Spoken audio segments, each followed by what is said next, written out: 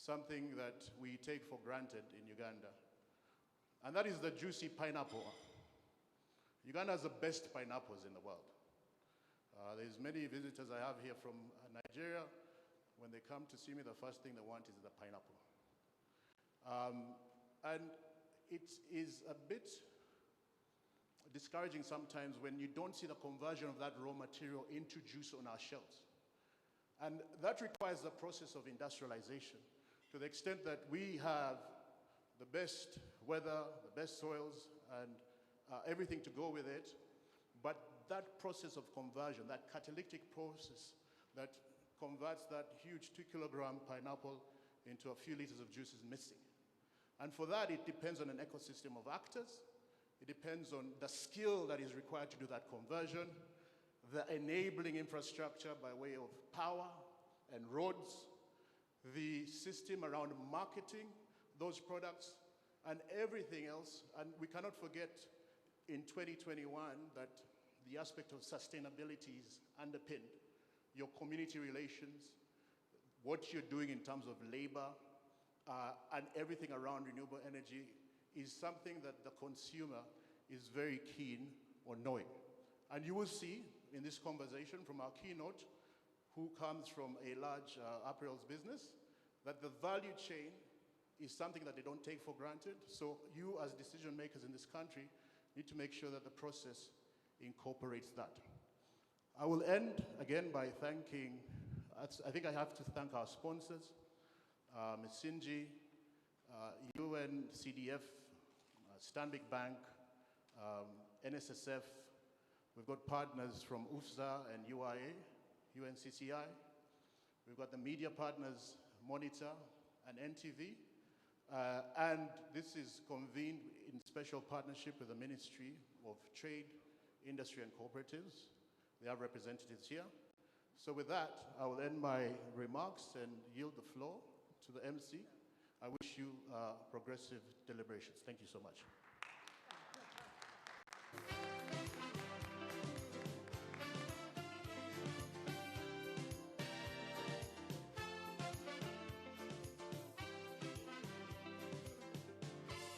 So a big hand clap for David. I'll tell you what, it takes quite a bit to get people in the room. And one of the things I was telling David is, I remember, 4 years ago? One of the things that we were able to do with Mkutano is to have a hybrid session. Now, we are in that space when it has become the new normal. So a big hand clap, David. I think some of us were ahead of our time. Now, we've got our first keynote speaker who's going to set the pace and broken a lot of ice.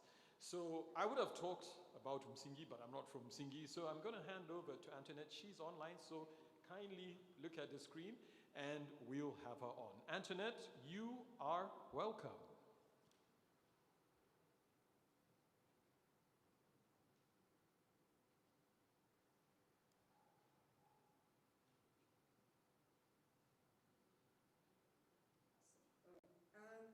So distinguished guests in your various capacities, all protocols observed.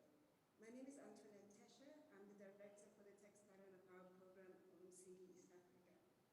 Msingi is a not-for-profit organization funded by the Gatsby Africa Charitable Trust and a member of the Sainsbury's Charitable Foundation from the UK. Msingi's goal is to support the advancement of strategic sectors in East Africa that have the potential to make a considerable contribution to the economies of the region. Ultimately, our goal is to contribute to the creation of jobs and improved incomes for the East African region. Msingi takes a long-term approach to industrial development. We work with private and public partners to identify synergies and areas of intervention that can accelerate the growth and development of competitive industries in the region. Since 2019, we have been supporting the government of Uganda through the National Planning Authority and the Ministry of Trade, Industrialization and Cooperatives to develop the cotton, textile and apparel sector strategy. In line with NDP 3 and the National Industrialization Policy 2020, one of the key findings of the strategy formulation process was that the textile and garment industry has the potential to create significant jobs, especially for young people, and deliver through manufacturing value addition to cotton farmers and improved incomes. We also found that Uganda has the potential to become a player in the wider global value chain. In order to achieve this, Uganda will need to attract additional investment into the sector, and built industrial base is critical to attract manufacturers. Without facilities to house them, factories cannot set up. Hence, it is our pleasure to partner with the Mkutano company today and to participate in this important and exciting dialogue. Today, we are also privileged to welcome our partners from the private sector, representing some of the biggest global players in apparel value chains in the world.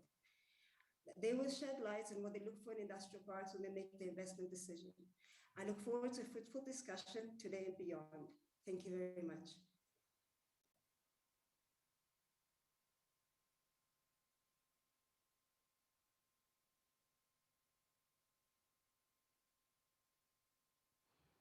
Thank you very, very much, Antoinette, for those brief words and spot on. I want to make a special mention of a good friend of mine who has joined us, the Honorable Amelia Chambade. You can just please stand and just wave. You're welcome, madam. We know that industry and industrialization is close to your heart, so we're looking forward to engaging with you.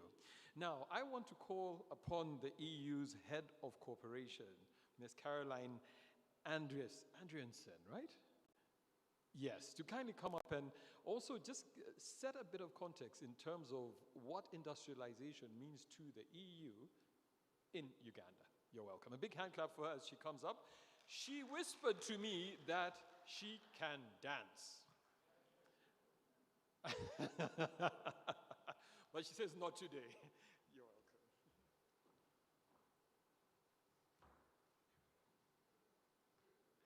Thank you very much. I don't know how you got this information, but definitely not from me. So, good morning, everyone. My name is Caroline Adriaansen. As has been said, I'm the head of cooperation in the delegation of the European Union here in Uganda, and I'm representing my ambassador here today.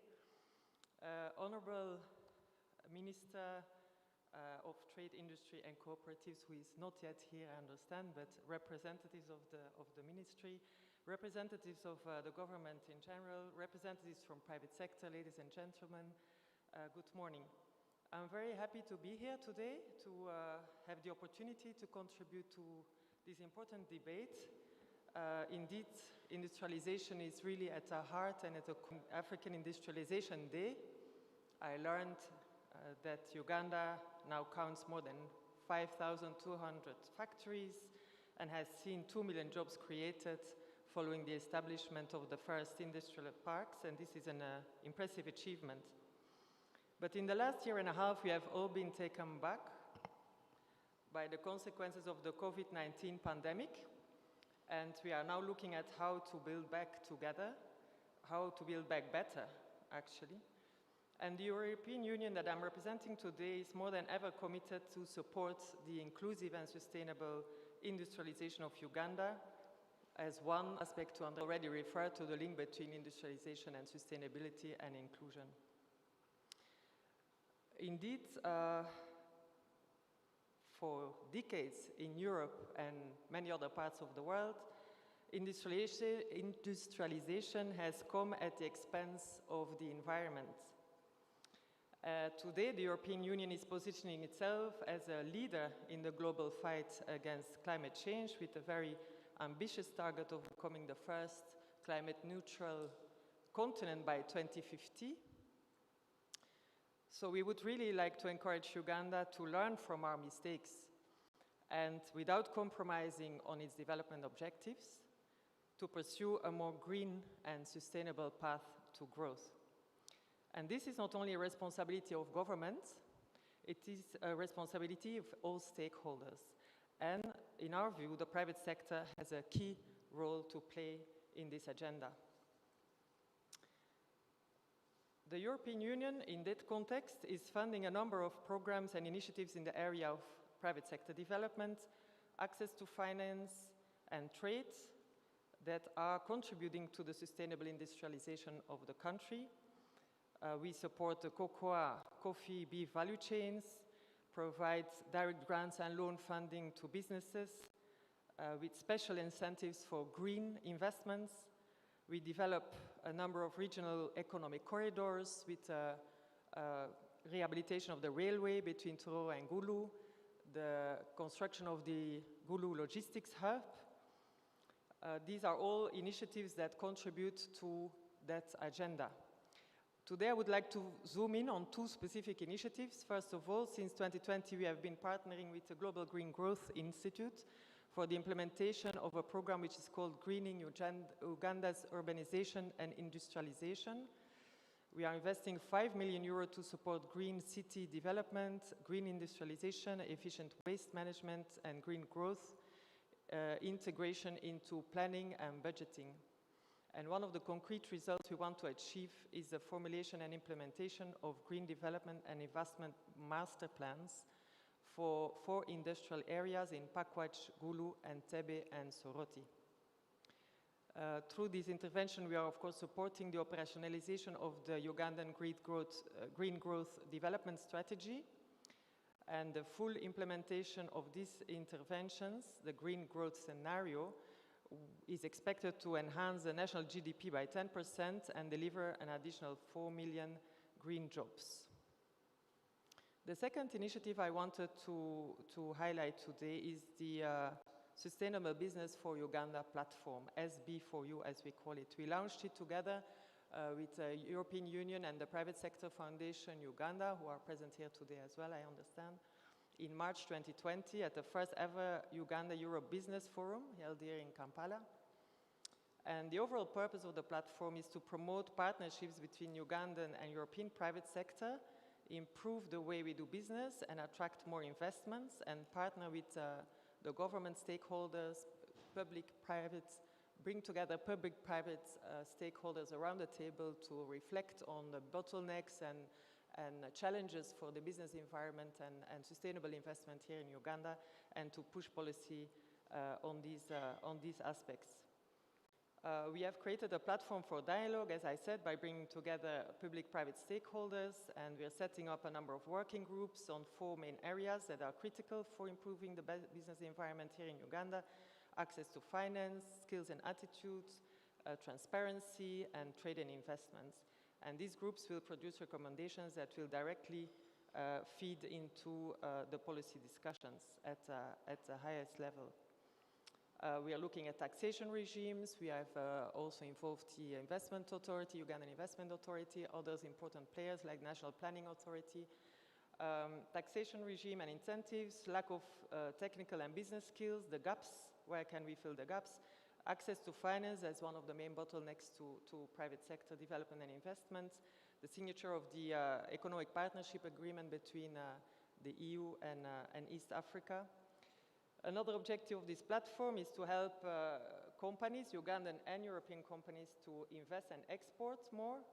We're supporting some the organization of B2B and business-to-government events, and put together information, advice, business development services, national trade facilitation portal, the access to a finance portal, etc., export guides. So I just wanted to highlight these 2 initiatives as part of what we are trying to do here as EU, as a development partner, to support the government in reaching its objectives under the NDP3. And I definitely call on you to visit our website or to contact our team to get more information about the initiatives that we're implementing here in Uganda. So I will stop here, but I would like to conclude by thanking everyone, all the partners present here today, and more in particular the Mkutano company for the organization of the event, and I wish all of you fruitful dialogue and discussions during today's panels. Thank you very much.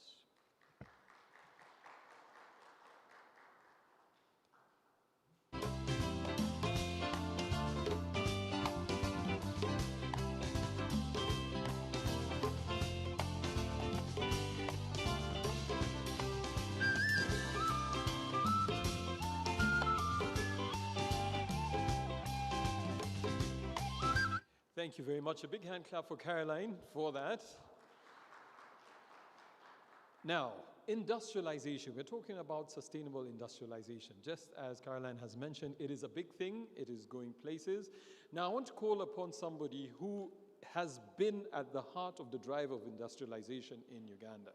She understands trade, she understands industry, and she is here in her capacity as a senior presidential advisor, actually on trade and industry. I'm going to call upon the Honorable Amelia Chambade to kindly come up and give us a few words of wisdom.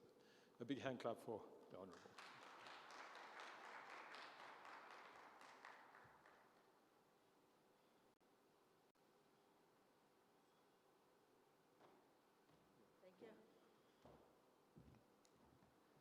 Thank you very much. I pray that I remove my mask. I'm in a safety. And a senior presidential advisor. I want to thank Mkutano for inviting me today. And I'm glad to be part of this discussion. As we talk about industrialization, sustainable industrialization, we cannot run away from energy. So when David invited me, I made a few notes, and I tried to be as brief as possible. When we're talking about energies or industrialization, well, where are we coming from? At one time, EU's priority task in the first half of the 21st century was to lead the way to the third industrial revolution by reducing carbon emissions and switching to a low carbon economy. That meant that in the future they would produce clean and renewable energy for its own needs, with surplus for other purposes. That would be a pillar for the third industrial revolution. However, the industrial civilization of Europe is currently challenged by the fact that oil and other fossil energies that make the industrial way of life are sunsetting, and technologies made and propelled by these energies are antiquated. While some developing countries are sunrising, I would develop that. When we look at the industrial infrastructure built on the back of fossils, it's aging and in disrepair.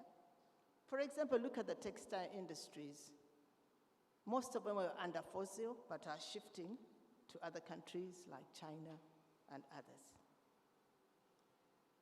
So I'd like to say that business leaders and trade associations in developed countries should therefore commit to create a third industrial network with government, civil society, towards transitioning the global economy into a distributed post-carbon era. But Africa, where are we as Africa? Let me now move to Africa. We are still in the second industrial revolution. Our oil, which is our gold, is still in reserves. But fortunately, it's ready for extraction. So our oil production peak will soar while the oil reserves of the developed countries are used up, but ours will soar. So we are sure that the industrial revolution that we are aspiring to achieve will be supported by the oil that now we intend to extract from the ground. The global oil production peak is expected to be between 2025 to 2035, with the biggest proportion under Africa. Let me cite some examples of the reserves. For example, Algeria. Algeria has 12.3 barrels in reserves. Libya, 48.4 barrels. Nigeria, 36.9 barrels. Uganda, 6.5 barrels. How do we translate our unlocked potential into industrialization, when ironically our oil imports are rising by $20 billion of our respective GDPs per annum in Africa? That is a question we should address in our deliberations. That as much as we have reserves, we are importing oil. Have we addressed that? As far as the industrial infrastructure is concerned, technology in Africa leaped from firewood to electricity. But before Africa mastered hydropower, it ventured into ICT, into IT. How do we fully qualify for the third industrial revolution when there is a vacuum in our progressive path? These are all questions we should address. There is a vacuum. Electricity, then internet, all of a sudden. Let me cite some examples of the electricity consumption of some countries and ICT penetration rate of the countries which have reserves. For example, when you look at Algeria, the penetration of electricity is 99.5%. ICT is 52%. But the industrial contribution to GDP is only 34.25%. Where is the irony? Libya, electricity is 70%. ICT is 46.2%. Industrial contribution is 80%. Nigeria, electricity is 45%. Imagine, with all the reserves, ICT penetration is 51%, industrial contribution is only 28.22%. Uganda, we have 6.5 barrels as reserves, electricity 49%, ICT penetration is between 24 and 28. Industrial contribution is 26.18. So these are questions we should address in such fora. How do we harmonize such situations if we want to go for sustainable industrialization? Energy is important. Internet is also important now, especially we in Africa. But how do we address the vacuum where the ordinary person is still using firewood? When we are still depleting our forests and we are talking about green energy. That is the debacle of Africa. That in our unlocked potential, our forests are depleted by 3.9 million hectares between 2010 and 2020 for firewood. So that is the irony. While we are developing in the internet and the ICT, what are we doing about our environment if we want to achieve the green economy? As we aspire to qualify for the third industrial revolution, let us observe the following 5 pillars as recommended by one author, Jeremy Rifkins. The first pillar is shifting to renewable energy. How do we achieve that? 2, transforming the building stock of every continent into micro-power plants to collect renewable energy on site. Europe has attempted to do that. America is attempting to do that. They say we should compare ourselves with kings. Africa should also aspire to do that. But of course, we have gone at least to the ICT level. Deploy hydrogen and other storage technologies. Use internet technology to transform the power grid. Transition the transport fleet to electric plug-in. We are trying with Kira. So as we talk about industrialization, how do we reinvent the way we do business? How? Because if you're aspiring for sustainable industrialization, you have to reinvent the way you're doing business. And we should get away from this assumption that industrialization comprises of highly capitalized, giant, centralized factories equipped with heavy machines, attended by blue-collar workforces churning mass-produced products. I would suggest that we could manufacture batches or even single manufactured items in our homes. Our homes can be industries. Or in smaller places. Make it cheaper, make it quicker, with the same quality control as the most advanced state-of-art factories. We can achieve that. During the lockdown, COVID-19 lockdown, a new digital manufacturing evolution was intensified through the process of online production of all sorts of goods globally, from jewelry, mobile phones, medical implants, and others. And I feel that once we want to go for the internet, the 3D, entrepreneurs spend less time. It is cheaper, the cost of doing business is cheaper. The raw materials are fewer. So the digital era has actually reduced the entry cost in generating and dissemination of information, leading to new businesses like Google and Facebook, but we have Jumia, we have Chikubo online, Glovo, Uber, Bolt, and the services industry has also been exposed by the internet, for example, tourism. So let me talk about Uganda as I conclude. Uganda is an agro-based economy.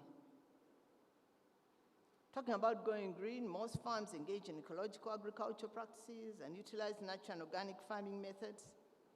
But how do we reduce the application of chemicals?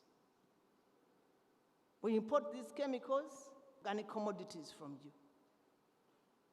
That is the irony. How do we achieve that? When they are dumping chemicals, we are using them. We spray from the time the seed enters the ground.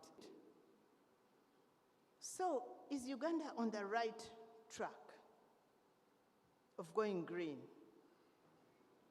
It has been documented in the Vision 2040 through the 5-year National Development Plan under the theme Sustainable Wealth Creation. And we have established the National Industrial Policy, which is anchored on other policies. Before, our policies were only for those. Then Uganda has also evolved a green manufacturing strategy under Ministry of Trade, Industry and Cooperatives. The minister will talk about it. And its goal is to enhance development and adoption of green manufacturing strategies and practices for improved resource productivity and environmental sustainable performance and competitiveness. So this strategy illustrates Uganda's commitment to following clean, green growth development pathway hinged on social equity and resource use efficiency, accelerated economic growth, low carbon emissions, climate change, response, and environmental sustainability. It is also anchored on other policies. Number 4, Uganda's prospects for graduating to the third industrial revolution are very high because of the oil reserves. I've already talked about that. There is aggressive reforestation programs supported by EU, supported by UNDP, supported by our strategic partners. ICT development is key. We have a full ministry. Science and technology is key. We have a full ministry. Infrastructure development is on the rise, and I must say, government has the political will to ensure that we go green. So if Uganda is to transition successfully into the third industrial revolution, industrialists, entrepreneurs, and managers will take advantage of all the cutting-edge business models, e.g. internet, including open source and newcomers, research and development strategies, sustainable low-carbon logistics, and supply chain management. So synergies are key. Synergies are important, that we synergize to achieve sustainable growth, wealth, and industrialization. So where does Africa and Uganda in particular want to be in 20 to 30 years? As we move towards the low carbon economy, where are we? That is why I spent the whole night writing this speech, because I felt that this discussion has been long overdue. I want to thank Mkutano. Is it Mkutano? For organizing this forum. Because we've been talking about so many issues, industrialization, what? But we are not closing in to go. My appreciation is extended to the Mkutano Company for organizing this forum. Sorry, I've been a bit too long, but and hope the outcome of the deliberations of this forum will be included in the public, private sector, civil society, and academia debates in future. I thank you so much for listening to me, and I thank you for inviting me for this forum. Thank you. We have not sprayed. Do you have?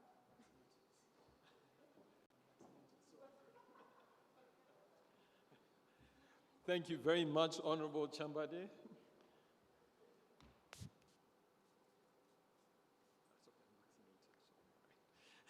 A big hand clap for her. And thank you for those words of wisdom. Now, we never can have enough of that. And again, just as she said, let it not just be talk. Let's walk the talk. And it's upon us all in this room to do just that. Now, I'm going to call upon Mr. Peter Muramira to kindly come up here and invite our keynote speaker of the morning to join us. But Peter is the deputy, here in the capacity of the Director General of Uganda Investment Authority. Now, you cannot separate industry and trade and investment. They all go hand in hand. So Peter is actually the Deputy Director of Business Development at Uganda Investment Authority. So he's carrying quite a large load on his shoulders. And can you handle it? You can. So just as Peter comes up, we can also not separate art from industry. Now, in the corner there, we have an artist who's capturing the moments of today. So at the end of the day, we will have 6 paintings. And do we have any artists in the house? I mean, like, not some people who can actually draw. Okay, Honorable Chambade, I'll put you to the test. Anybody else? Tofas, you're an artist also. I draw. I cannot draw from my head. I draw what other people have drawn. So he is literally capturing the discussions, and the paintings will be available at the end of the session. Ladies and gentlemen, a big hand clap for my namesake, Peter.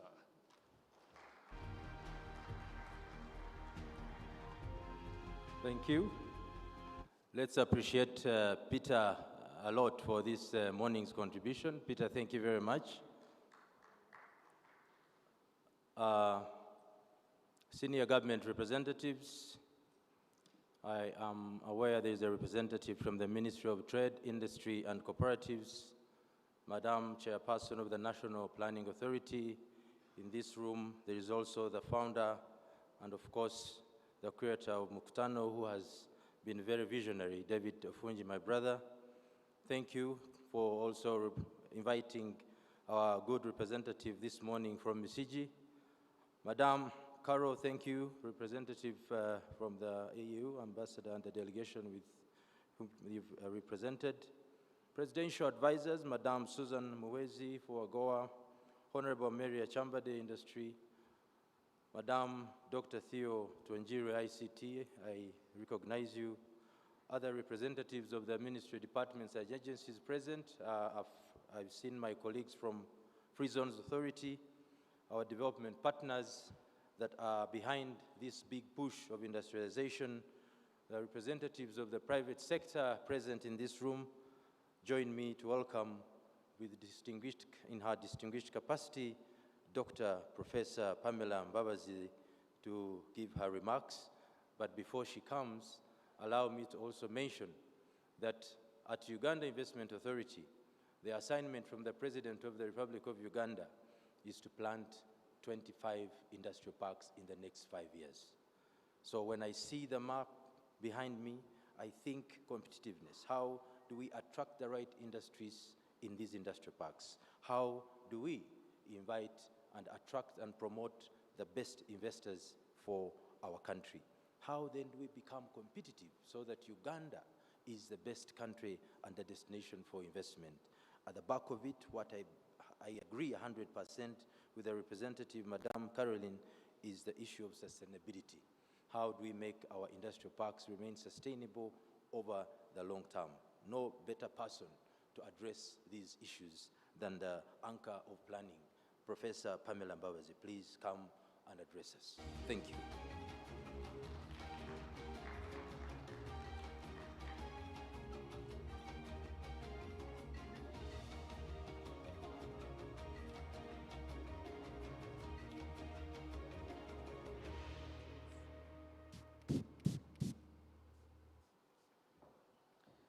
Thank you, Peter, for that.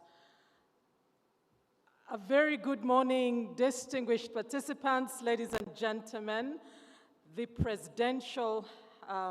Senior Presidential Advisor on Industry, Presidential Advisor on AGOA, the Presidential Advisor on Computer Science and Engineering, the founder and curator of Mkutano, Mr. David Ofunji, representatives from the Ministry of Industry, Trade and Cooperatives, representative of Msinji, Madame Antoinette Tesher, the EU Head of Delegation, Madame Caroline Adriansen, colleagues in government and heads of departments and agencies here with us present, representatives of our private sector, representatives from academia, all distinguished presenters, participants, ladies and gentlemen, all protocol observed.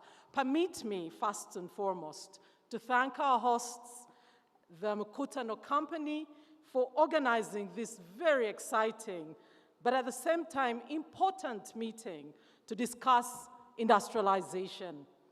Industrialization has been instrumental in the economic development of many countries all over the world. And for countries that have been able to industrialize, there has been significant improvements in labor productivity, which has made mass production possible, eventually translating into increased standards of living. Ladies and gentlemen, industrialization increases the productivity of the different factors of production, and it strengthens the forward and backward linkages among the different sectors of our economy.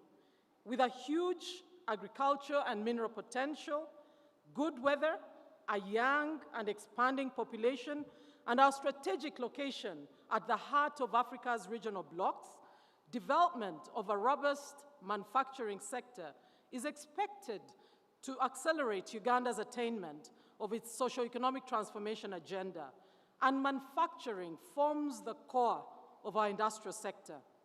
Manufacturing provides an opportunity to our economy for increasing production, for export expansion of high-value products, and import replacement, ultimately contributing to job creation, increased incomes, and improvement in the quality of life, all of which are objectives of our NDP3.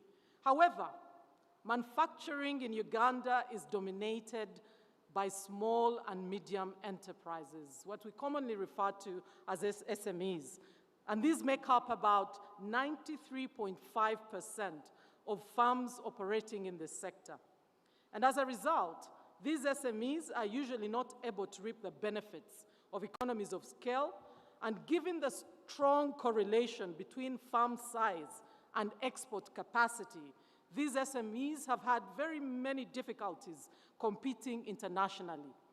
A study done by the World Bank in 2017 established that of the top 500 farms in Africa, Uganda had only 3 companies on the list, and none of these were even in the manufacturing subsector.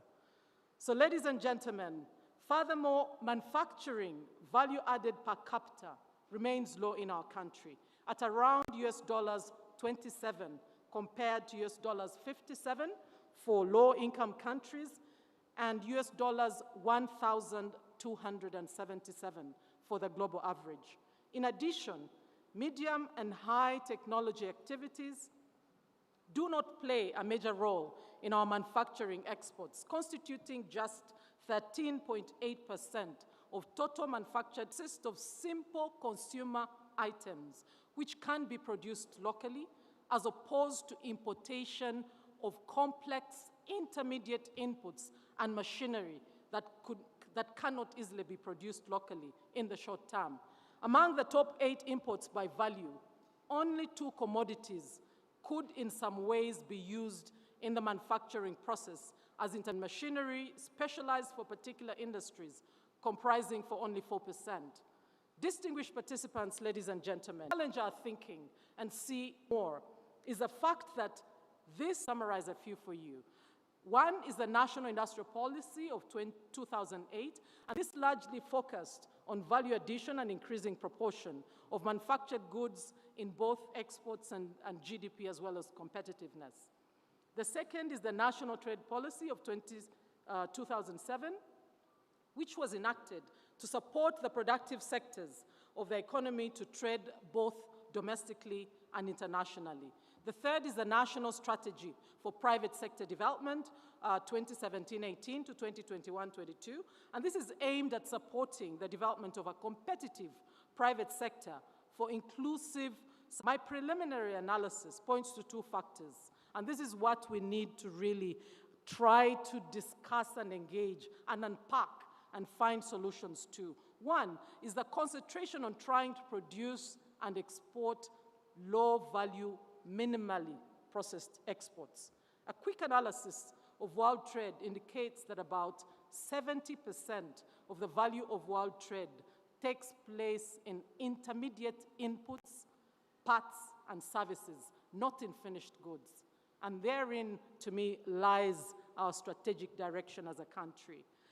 2 is, while the country has made many attempts at industrialization, import substitution, and export promotion, there has never been a very well-crafted, synchronized policy that brings together industrialization, export promotion, and import substitution in one coherent policy framework. And this is what we're trying to do at the National Planning Authority, together with all the different stakeholders. Of course, our industrial policy must be underpinned by a strong and coherent import, replacement, and export promotion strategy, where we put in place a framework for protecting domestic industries, but at the same time, enforce and incentivize their performance and eventual graduation by giving them import replacement or export targets, but also inserting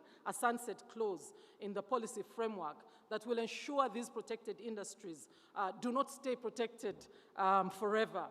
Now, distinguished ladies and gentlemen, in recognition of the challenges we face as a country, and we've faced this to date in our industrialization journey, the NDP3 has dedicated 3 programs in our 20 NDP3 programs, specifically to strengthen our industrialization and private sector development. And these programs include the manufacturing program, the innovation, technology, transfer, and development program, and specifically a private sector development program. I want to interest and encourage and enthuse and impress it upon all of us here to really read and internalize the development plan, because we've tried to articulate very clearly what it will take for our country to really transform in these key critical areas where we need to work together as one nation.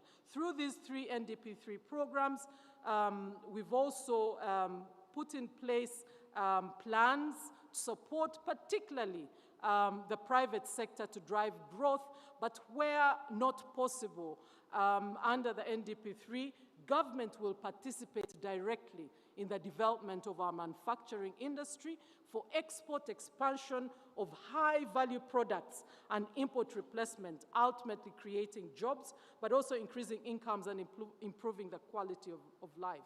Now, some of the targets that government, the private sector, and our development partners will be working towards over the next 5 years include increasing the share of manufacturing to total exports from 12.3% to 19.8%.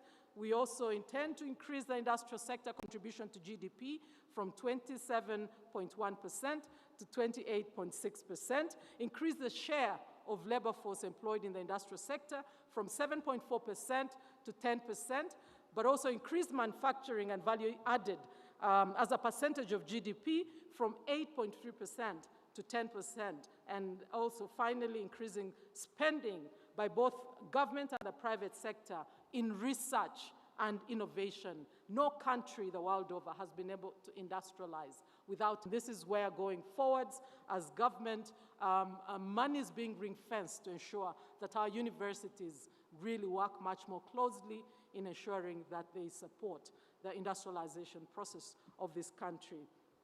To support achievement of these higher import tariffs on here, to ensure that we make a difference in the next 5 years. Now, this working group, with support of the Planning Authority and other stakeholders, will provide the effective coordination framework for the development of our industrial value chains, working, of course, hand in hand with the industrial establishments and innovators to create the effective business model and promote the strong ecosystems we require as a country to take us to the next level. We hope that by doing this, we'll be laying the foundation for the development of a sustainable industrial sector in our country, Uganda. I thank you for listening, and I pray that we can continue to work together and that this conversation we can really hold openly. And I want to pledge my commitment as NPA that for the first time, let's really pick up the key recommendations from this meeting and ensure they feed into the thinking and policy of this country. I thank you and wish you a very productive and engaging meeting for God and my country.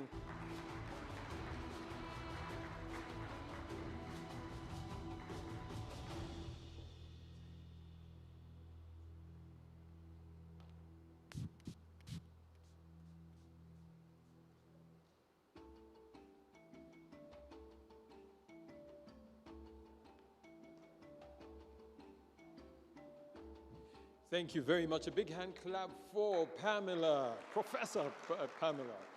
For those guidelines, at least we can now see we are going places. It is upon us to make it happen.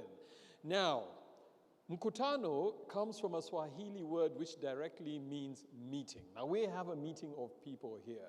Now, we are going to have our first plenary discussion, which is going to be chaired by Mr. Chibazo himself. Now, he is known by quite a number of us, especially in the PR and publicity circles. But he's a consultant in public affairs and also a career journalist who has actually stamped his name on the map. So, Mr. Chibazo, I'm going to ask you to kindly take the hot seat, because now you're going center stage where it all happens. And I want to clearly say, if it doesn't happen, it's on you. Because, joining him will be the Honorable Amelia Chambade. I'm going to ask you to kindly join him. And I was telling Mr. Chibazo that he's a really lucky man. He's going to literally have two ladies around him. And then I'm also going to call upon Immaculate to also come up and join him. Our other participants will be Bruno Otto, he's the head of UNIDO, operations in Uganda, and Mr. Godfrey Biamukama, who will be online. Now, as they come up, we are going to just have a short presentation by the GGI consultant, who is Nadia Zudar. Nadia, I hope you're online, because we are ready for you. Over to you, Nadia.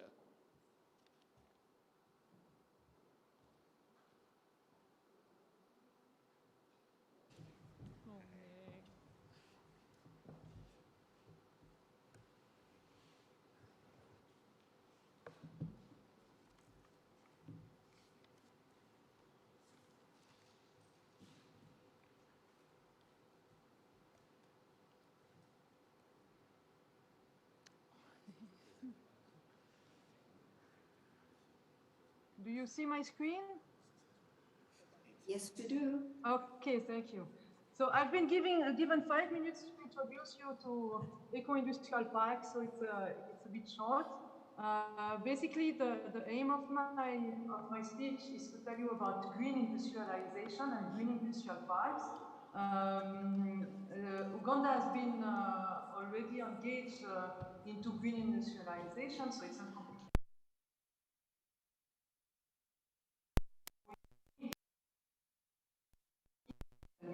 to it. Some of those schemes are certification, some of those are the monitoring of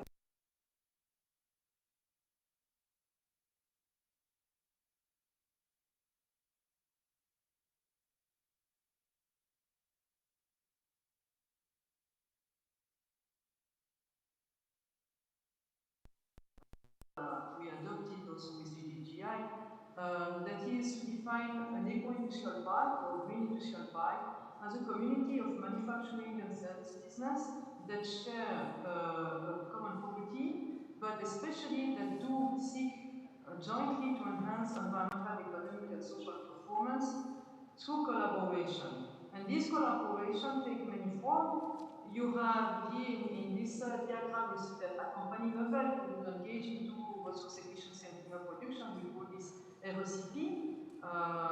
This includes low carbon technology and occupational health and other aspects that the company can follow. But more importantly, you're also going to go collectively into different approaches that can also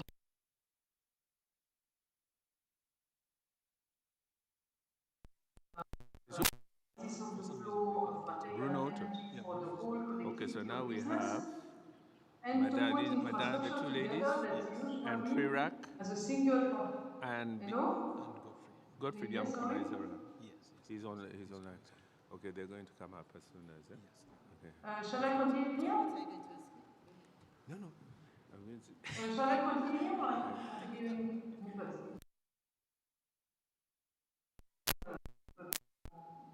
confirming so.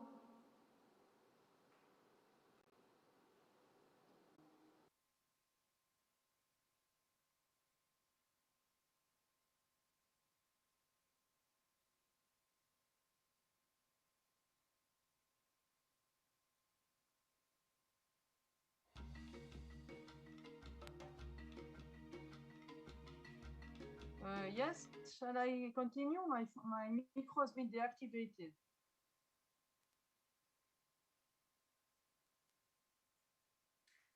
Please proceed, madam. We can hear you now. Okay, thank you. Okay, I don't know when we lost touch. So I was mentioning about symbiosis between companies, and most importantly as well, there is an urban symbiosis. An industrial park is inserted into a wider urban development, and there are also economies of scales and symbiosis aspect that can be done with the city. Going on my second slide. Yes, just to say that there are various names over the world. You have special economics, I said. There is also aspects of redesigning how you produce your product and other forms of collaboration. And also it can apply to both greenfield. Greenfield is when we build a new industrial park, but brownfield parks that are already existing, can also adopt that approach. Here are different pathways for green development. You'll see that at the minimum level, you can do park greening, that is improving your practice. It does not require a lot of changes. It is mostly for companies that are already quite resource, let's say, intensive, and that may not be able to meet completely green standards. So this is the level of compliance. But with eco-industrial park or green cells or however green industrialization, we want to go beyond mere compliance. So that's why you have two other pathways, the one where you become greener through a proper redesign, and the one where you are really achieving a green industrial park status with green growth performance and possibly certification in countries that want to put that. I'm going management. This is after a decade of experiences that has been captured by UNIDO studies. They found that this is one of the key determinants for success factor for all the parks around the world. And that is simply because with a park management, you can actually coordinate industries, activities, and so on. It doesn't mean that if you have a cluster of companies, you cannot go into being an eco-industrial park. It just means that you would need to set up a coordination structure. Many cluster of industries set up an association to represent themselves and coordinate. There are other aspects of environmental, social, and economic performance, but my presentation is too short to go into details on them. And there are different tools that can be used. GI is using extended cost-benefit analysis. I will not explain it here, but if you have an interest, we can provide more information later. There is also capital's approach that I don't have time to present. Now, quickly, my last two slides will be on what we've been supporting Uganda to do. We've been requested to help in developing the policy guideline for eco-industrial park in the country. This follows different steps. The first step is a high-level vision that Uganda has been setting for green industrialization. Another step which we have done is a stock taking on existing policies. To develop a policy for eco-industrial park is not a standalone activity. It's actually supported by many policies which you mentioned in the presentation above. They can address energy, water, labor, or whatever. So all of them need to integrate green industrialization principles that are supportive of industrial park. And then there is prioritization and implementation and the pathway that will be designed through this policy. And in the case of Uganda, we have identified different modules that together will form a complete set of information, resource, and guidance you need for industrial park. And you see that it goes from risk management, that is the human resource, the financing, of course, the performance evaluation, and so on. And I will finish on this, that we would be glad in the coming months to set up working groups so that we can work together between the private and the public sector to actually fine-tune the policy draft that we've been working on. And those working groups can cover what is the eligibility criteria for eco-industrial park or the site selection criteria. We have also given guidance on how to do a good business case formulation, because as businesses, you will find that you need to convince your donors, so you have to be able to do a good business case. I just mentioned that business park, industrial parks can cover both SMEs and larger company. It is not limited to large company. There are extremely good examples over the world in India, Morocco, and other places in Africa of good SME park. But here we can also create a working group to discuss on what would be the financial incentives. At the moment, there are many financial incentives for sales in Uganda, but they are not necessarily giving a signal for green development, and so on and so forth. So we'll be happy to receive your contact or your expression if you want to take part of those groups. And finally, also, Uganda has a plan of revitalizing and developing more industrial parks. And there is also an opportunity to do the revitalization of brownfield. As I said, greening is not only for new park, it's also for existing park.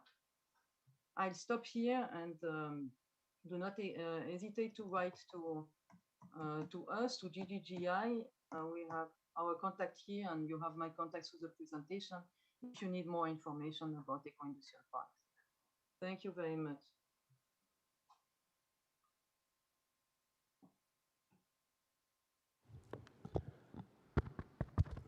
Hi.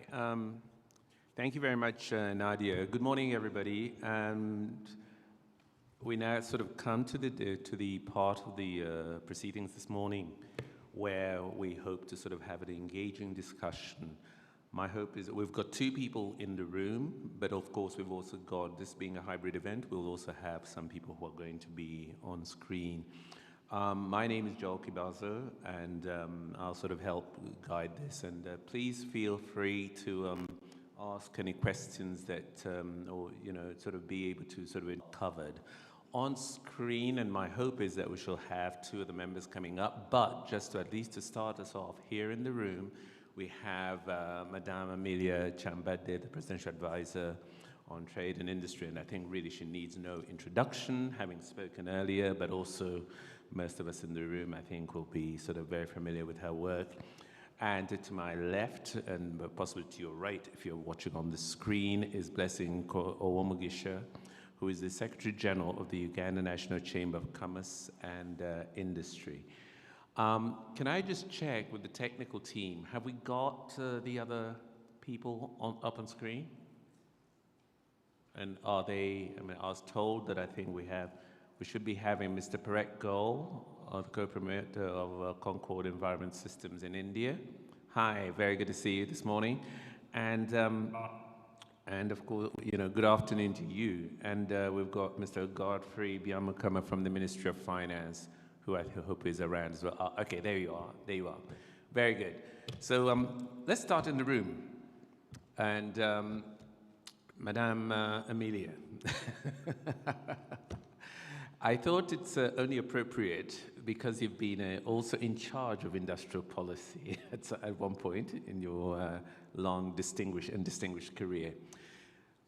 On the one hand, some of the figures you gave and some of the data you sort of illustrated in your remarks this morning was quite depressing.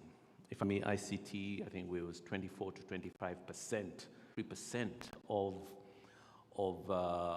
of the industries we have are small and medium. So my question to you is, as we talk about industry and we talk about industrialization, we've talked about industrial parks, we saw the earlier presentations. Do you think it's possible? Yeah, I think you're on. Thank you very much, Joel. Distinguished delegates, all protocol observed. Joe, I'd like to remind you that Rome was not built in a day. And the fact that we are holding this discussion now shows that there is optimism at the end of the tunnel. About 5 years ago, nobody was talking about green energy. Nobody was addressing the challenges that we are addressing now. And normally challenges, once you acknowledge your challenges, that shows that you're actually trying to get a solution. Let me talk about the optimism that I hold in this particular matter.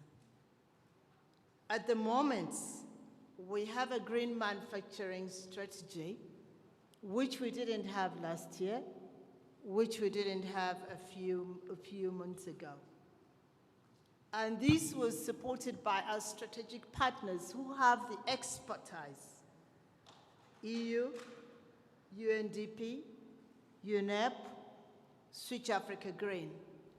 So it is very important to have partners supporting us to lead us to where we want to go because they've gone through it themselves. Secondly, the synergies. We know very well that our ministries in most cases operate in silos. But at the moment when we're designing, we looked at policy, I mentioned energy, I mentioned all those. And all those are the implementing bodies or agencies of turning this country green. Awareness is very important. We need to focus on the awareness. We need to come up with programs that will create awareness in the media. Let me cite one example. For example, nobody knew about HIV, sorry to take you there.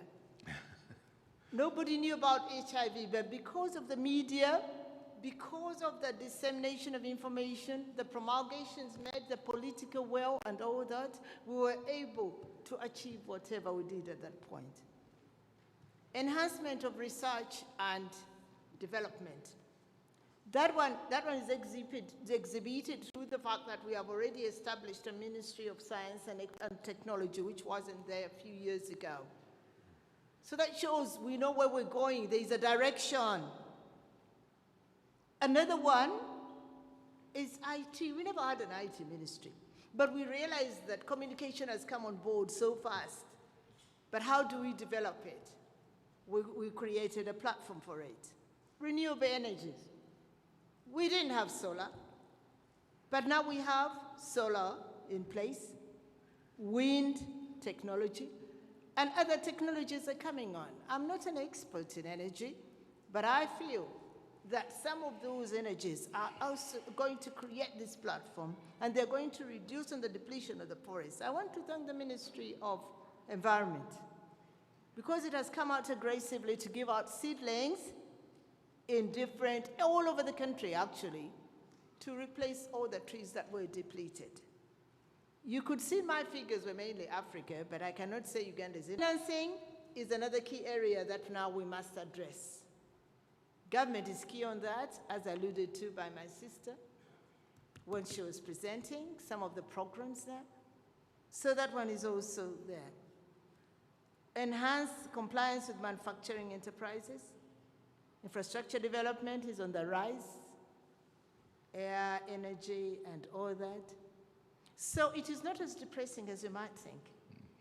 I can see there is optimism at the end of the tunnel. Okay. Thank you. All right. Oh, always optimistic. Maybe it's just me. Can I just turn to sort of the private sector before I bring others into the room? I happen to also live in a country where we've just hosted COP26. And one of the key things, especially that Africa was asking for, is this whole business of adaptation, you see, and sort of, in other words, that they've got to be helped. This is so that the developing countries, and Africa in particular, has to be helped to be able to realize, is the private sector ready, and how are they seeing it? You know, I mean, can they cope with this, or is this something that is far too expensive, and therefore they're just not going to do it? Thank you so much, Joel, and protocol observed. Good morning, ladies and gentlemen. I'm going to speak on behalf of the private sector. Are we ready? We are not yet ready. But it doesn't mean that we will not get there. It's a gradual process. There's a lot of sensitization, like the Honorable Minister has rightly put it. But just to explain a few things that we need as the private sector, and it might come from us as a private sector, but also it might come from the different players and also the government. The first thing that I can talk about is how much information is being shared to the private sector for them to prepare themselves in what we are calling, you know, the green energy. Most of us as a private sector, for us, we are in for the money. We want to make profit. We want to fight the poverty eradication. We want economic transformation. And this comes in with a lot of damage that we cause to the environment, with or without knowing, of course. But there's a lot of information that needs to go out there for us to appreciate very well what it takes for us to be part of the green energy environment. But when we are talking about all these policies that we are passing, what is the alternative? Use energies that will end up polluting the environment. Yes, those are the things that we have now. Those are the policies, those are the procedures that we have. But if we are talking about the green environment, are there alternative measures that have been put in place, maybe by us, the private sector, but also by the players? Let's mention the government, let's mention maybe the stakeholders involved. Are there alternative energies that we can use? I want to give an example of the renewable energies that we have been talking about. What alternative renewable energies have we provided for the private sector for them then to abandon or maybe use less of the already existing energies that we think are maybe polluting the environment? Then another thing is that there is need for, of course, this is from the private sector and also the public sector. There is very great need for us to be able to, you know, be more innovative enough, be able to train a particular skill on what we can use with what we might call waste management, because there's research that has been provided. For example, people that are into production of sugar.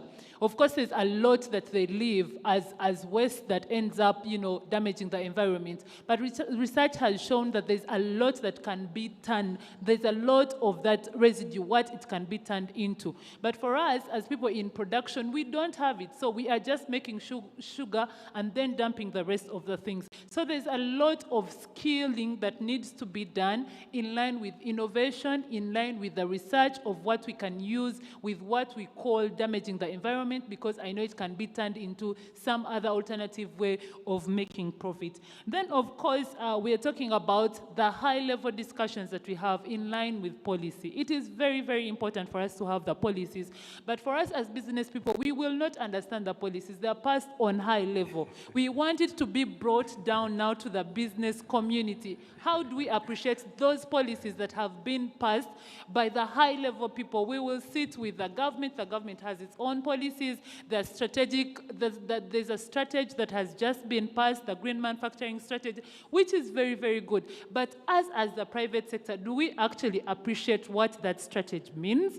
What do we have in for us as the private sector? How do we benefit from it? What are we getting out of there? So yes, there's high-level discussion of the sectors, and, the developing partners can come on board and discuss what we need to do. But if the private sector does not appreciate what they're getting out of that, green economy, they might not be able to appreciate it and even implement it. So let's get it from wherever it is on a particular level. Let's come now to the private sector. Let the private sector appreciate what they need to do, what is in there for them, what are the alternative ways that they can do production, and that they're going to profit from it, and then it will be a doable thing. I know right it's where we want the green environment to find us. Thank you so much. Thank you very much. So basically you're saying that with encouragement, and especially from the high-level people, you see, Madame Amelia, Honorable Amelia Chambade, I think wants to make a quick intervention before we go. Yes. I just wanted to clarify that when we're drafting these policies, private sector is always on board.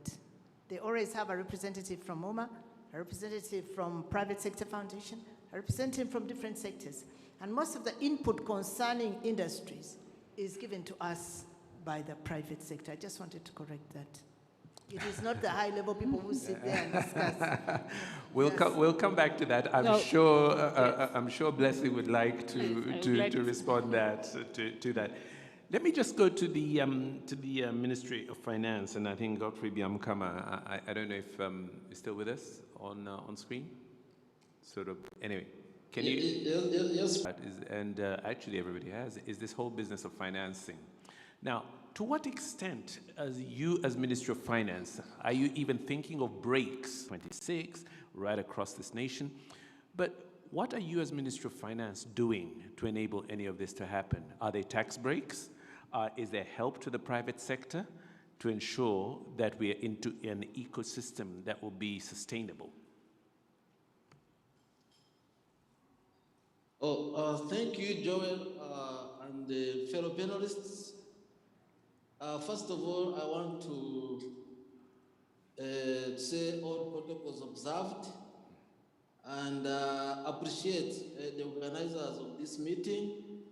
I think it is timely given the stage at which we are in terms of budgeting for next financial year, and we shall be looking forward to the output of this meeting to enable us take appropriate action.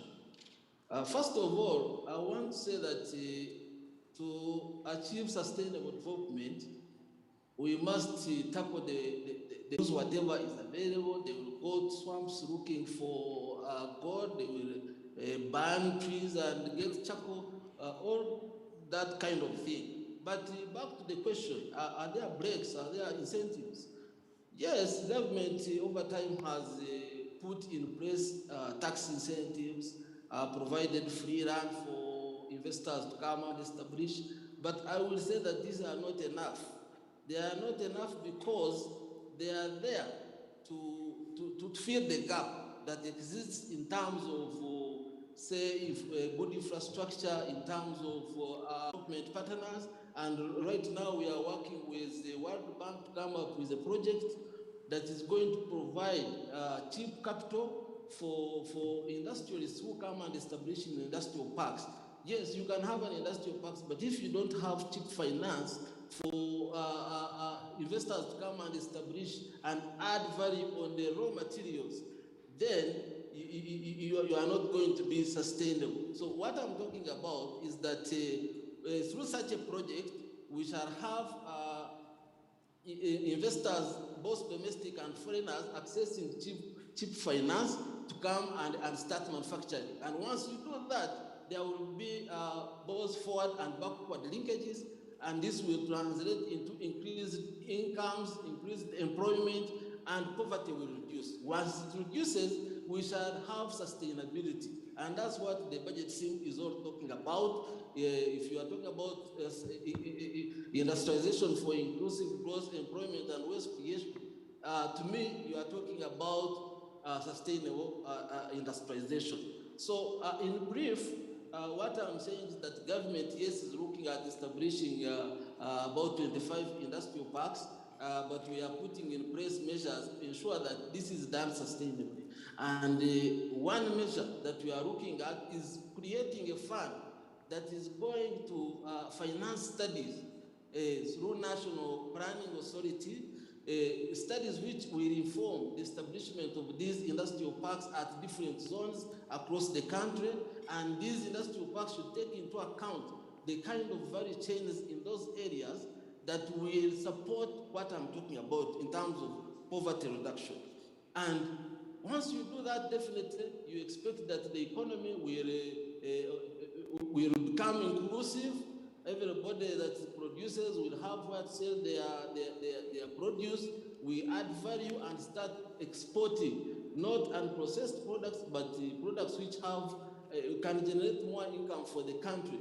And the multiplier effect that has on the economy is very huge. It can create the alternatives that one of the panelists is talking about, and then be able to service the economy in a way that is sustainable. And finally, we are working on improving both public sector and private sector. For public sector, we have institutions like Uganda Investment Authority, Uganda Development Corporation for strategic sectors that have been neglected by the private sector. I heard somebody talking about cotton industry, where government is capitalizing, and during COVID time, government invested in UDC 100 billion, but we continue to plan to capitalize UDC such that we can now intervene in sectors that where the private sector is not coming forth. And then we have the Uganda Free Zones Authority that is focusing on implementing the export promotion strategy, so that we can now stop this business of exporting raw materials and generate more income for the country. Once we organize these institutions to work with institutions like DGI, we should be able really to come up with policies that can reach the common man. And finally, for private sector, we are now looking at measures of organizing it so that we can have an umbrella organization that can speak for the private sector better and enhance effectiveness in terms of contributing to public policy and ensuring that this works. Within a short period of time, Ministry of Finance is going to be calling the players in the private sector, and we expect that we are going to agree on a minimum standard on how the private sector can become more effective and its voice can be heard better through a more organized framework where all the key players in the private sector come together and then agree on minimum operating standards and be able to ensure that their voice is heard. Of course, I'm not saying that currently it is not heard, but we want to have a more coordinated approach such that the private sector development program under the NDP3 can yield better results. I thought I should elaborate on that. Otherwise, thank you very much. Okay. And I listen for feedback. Okay. Thank you very much for that, Yes. for that outlay. And it's good to at least hear that, you're not just looking to tax everybody, Yes. but actually you're putting in plans that might actually be helpful as we drive forward to a sort of a sustainable industrial sector. I want us to now go to Mr. sort of Prerak Goal, and for practical examples here, and of course he has he works for a company that that develops systems for water recycling. Mr. Goal, are you still with us? Yes, I'm here. Right. Okay. Great stuff. The question I have for you, just to sort of start us off here, is that did you find in India, easy acceptance of eco-industrialization? With India and time. So even when we are looking at the alternative renewable energies that we are using, I think it is a good idea because then it will sort us the issues that we are having in line with the cost of production. The other thing that I wanted to talk about, and I think the gentleman from Ministry of Finance must have hinted on it, is the cost of access to affordable financing. It is one of the issues that we are having as a private sector.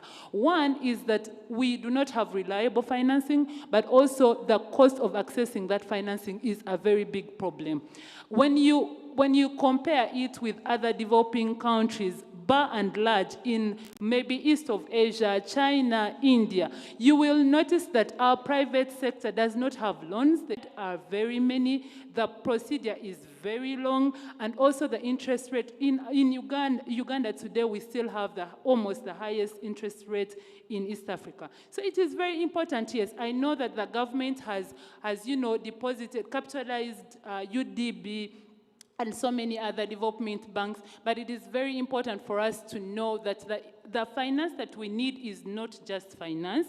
We need reliable and cheap or affordable financing for us to be able to carry out the different businesses that we have.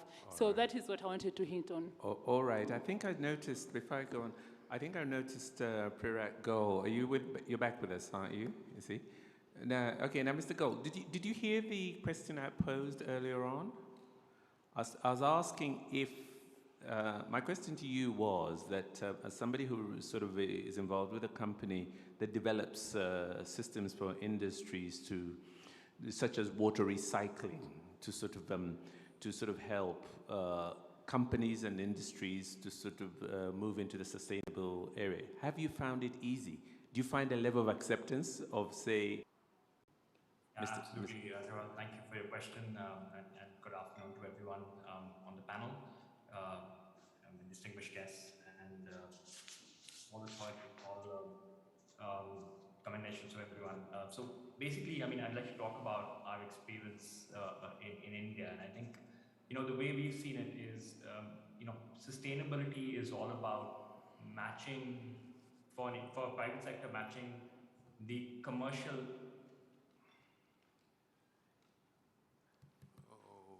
or the economical viability as well as the sustainability of resources.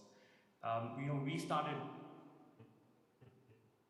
off at a very cheap price. So if any industry was looking to recycle water, they would end up probably spending 4 or 5 times the cost of water that they were getting today. So it became a huge burden or at least was seen as a huge burden for the industry when they started to look at recycling. And obviously from a commercial viability perspective, the private sector clearly felt that it wasn't economically viable to recycle, and therefore they continued to use fresh water from the ground or from the surface water.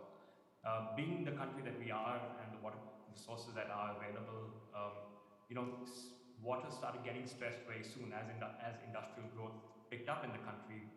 There were regions which went from no water availability during the summer periods and water available only during certain period of time. So the prices used to fluctuate from depending on the season, whether it was the monsoon or it was summer, the prices would go up 10 times.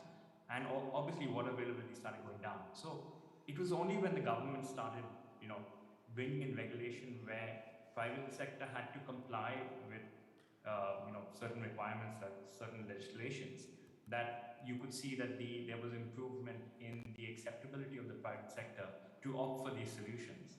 It took them time to understand that the average cost of water that they would pay during the year and the average cost of recycled water is probably, similar. But it didn't happen overnight. There was, it was over a long period of time. In India, it almost took a decade. Obviously, technology was not available. So, companies like ours have developed technologies as we have gone by. Today, you talk about water recycling, talk about zero liquid discharge. These are technologies which are very well developed, they're very cost effective, but obviously it doesn't compare to extracting water from the ground. So if there is no regulation around controlling water extraction from the ground or using available surface waters at no cost, then obviously, such technologies will always be expensive for the private sector. So we have to balance it out. And in India, we've seen that a balanced approach did really well. We're seeing the same in East Africa right now. We're working with a few companies in East Africa where we're seeing that if you look at the cost of buying water and treating and discharging the wastewater as compared to recycling, recycling is not an expensive alternative. It's no longer 4 or 5x of fresh water. It's probably somewhere between 1 to 1.5 times. So there's obviously a lot more acceptability. Industry does realize that water is an important resource. And today there's technology which can recycle 97, 98% of the water in your factory in a small footprint, in a sustainable footprint. And, we have to come together as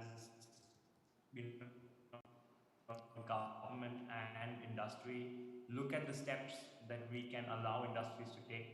It's not going to be built overnight. It's going to take some time for industry to accept both the technology and the learning in terms of coming up with these systems. But given a sustainable plan which comes into place, accompanied by the fact that we look at resources, look at the price not today but the future price of that resource when industrialization does happen, and that's what's happened with water in India. It was available at a very cheap price earlier. Today, water is a premium resource. So every industry would like to recycle it more than depending on availability of fresh water, for instance. Climate change is creating havoc with respect to water supplies. We have a situation where we're having floods in the south of our country. We've had probably entire region of India has faced a flood situation in the last 3 or 4 months. And we still, our projections for summer next year are still showing that we'll be deficit in terms of the water that the country needs. So, you have these situations where you're having ample resources certain times of the year, not available certain times of the year. And how do you create it to be sustainable for industry? It's not a resource the industry can buy and store. So it's a resource the industry needs continuously. And by using these technologies, you can actually match what resources you have by recycling it. So that's typically been what we've seen in the country. And yeah, we work with a lot of countries, a lot of companies in East Africa, which are starting to see the similar result, and they are appreciating the fact that today recycling is no longer expensive. And I think that's the case for most green technologies, be it energy, be it water recycling. The cost of it has been coming down very rapidly to match the cost of the real resource. So, there is, if not today, in the near future, there is going to be a time when these two graphs will kind of come together and make things more viable for everyone. Thank you very much, Mr. Go, and thank you very much for bearing with us through some of the technological changes and challenges that we were having as we were trying to get to you. Ladies and gentlemen, I think we are sort of running slightly late, but this is a long conversation, and this is just a start about how we look at sustainability, especially within the industrial sector. And my hope is that this morning we've managed to sort of start teasing out some of the key factors that will be important in that discussion. You've heard from the private sector, you've heard from government, you've heard from experts and people who've been in the field. So please join me in appreciating our panel. I'm Joel Kibazo. Thank you very much for this morning.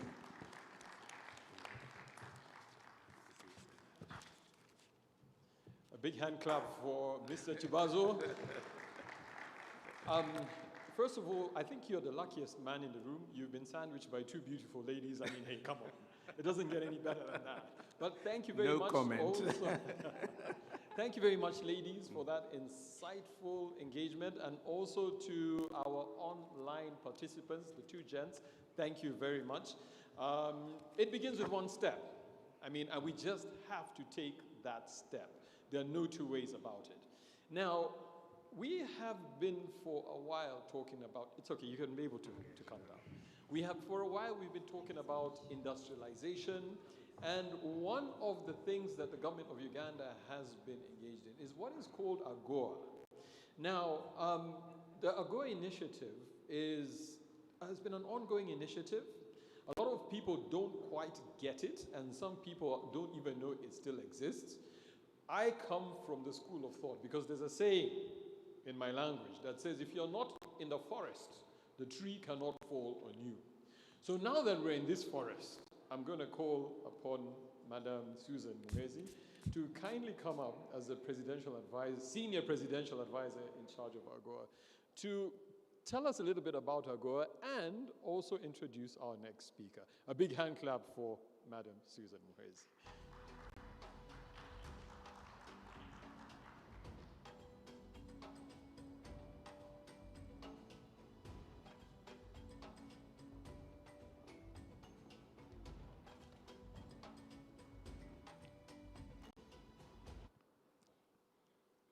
Good morning. This was quite a surprise, but I thought it was the influence of my minister, former minister. The curator of the Mkutano, the economic Mkutano, and my friend David, the Honorable Ameria Chambade, Senior Presidential Advisor Industries. I think I can see that the Chair of National Planning Authority is not here, Professor Pamela, Caroline and Andreasen, Head of the European Union Commission.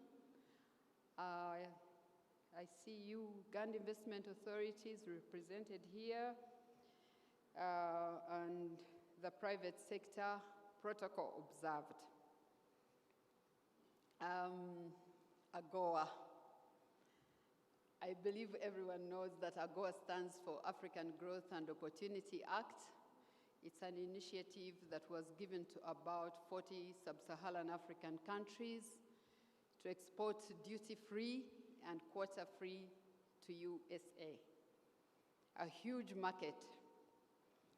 But when I saw the theme for today about sustainable, competitive, industrial sector in Uganda, and I saw my former minister seated here, so I think the questions about AGOA are well answered.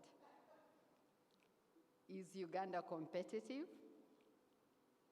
Is it industrialized? When Caroline was presenting, she said we have about 5,200 factories, and I just asked her, I said, what type of factories are these? Because if we have that, then we should have maximally utilized AGOA. So there could not be a better theme today for me, and I'm glad I was invited here, than this, that Uganda needs to be industrialized, for it to take advantage of AGOA maximally, and also at a better time to be industrialized properly without destroying our environment. It's not that to say that Ugandans are not exporting through this initiative. And I think it was mentioned earlier by one of the presenters, some of these opportunities are given to the private sector, but they actually don't take advantage of them. When they think of AGOA, they think of Triester. When they think of AGOA, they think of the Uganda government or the senior presidential advisor. But AGOA is a private sector initiative, and people have taken advantage of it. People are exporting to the US coffee. Fine Spinners is exporting apparel. Samia is exporting tea, fish, and recently, chocolates by Latitude. So actually, AGOA is working, but it is not enough if we actually don't industrialize this country. It's not enough if we don't build the right infrastructure. Because as one of the private sector members who was on the panel mentioned, if you are going to take products to United States and you don't have an airline that is flying directly to United States to take your agro products, definitely Ethiopia, which has Ethiopian Airlines, will have their costs lower.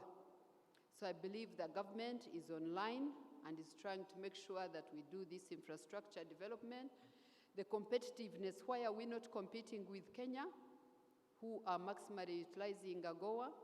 Because our export processing zone was not working. And I'm glad to see them here today.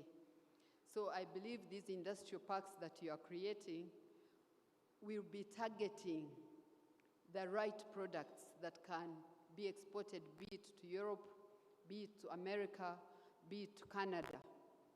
Because we get these opportunities, but it's us as Ugandans to work together and make sure we take advantage of them. I was not here to preach about AGOA. I was given a very simple rule, but they say in our culture that where you find the king is where you give them the honor. So I also took advantage to say that all Ugandans should get involved in utilizing AGOA. Right now we are hoping that it gets extended for another 10 years or so, because it just has 2 years. So if you really want to take advantage, there are about 8,500 products under AGOA plus GSP, Generalized System Preference. And in case you want more information, our offices are at NS Workers House, 9th floor. And if you want the AGOA visa to export, be it apparel, anything, you can go to the Ministry of Trade and you'll definitely be assisted. So I really want to thank you for this opportunity.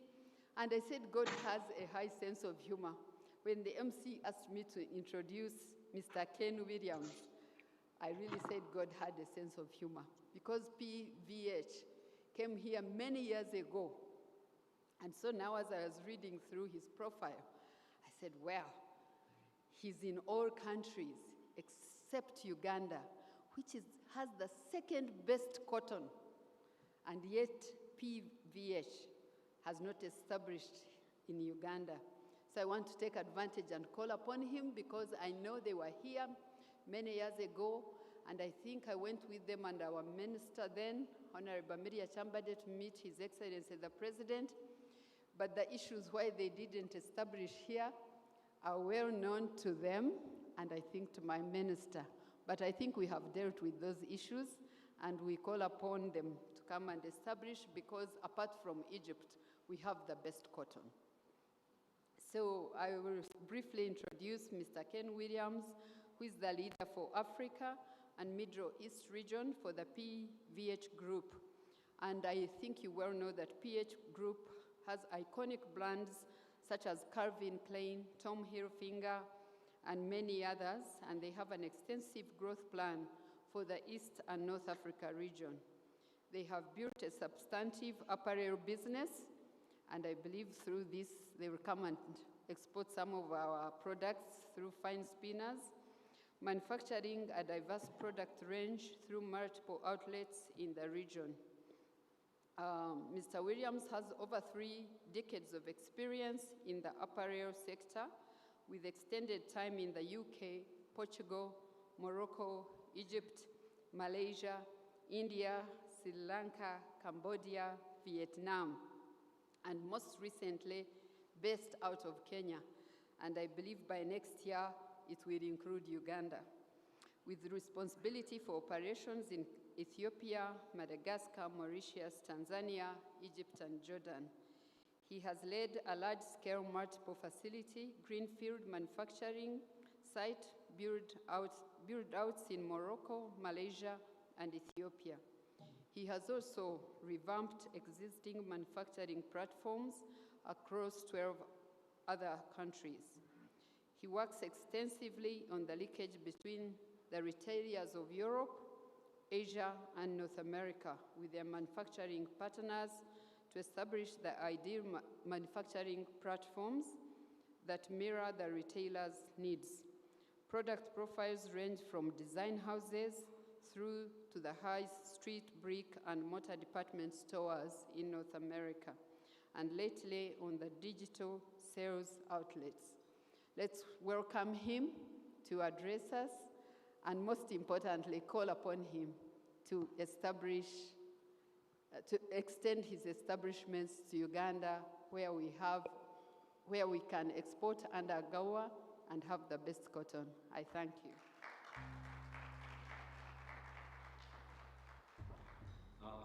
Thank you, first of all. Can I just do an audio check? If somebody could raise a hand or tell me they can hear me. Nice and clear, Ken. That's fantastic. Okay.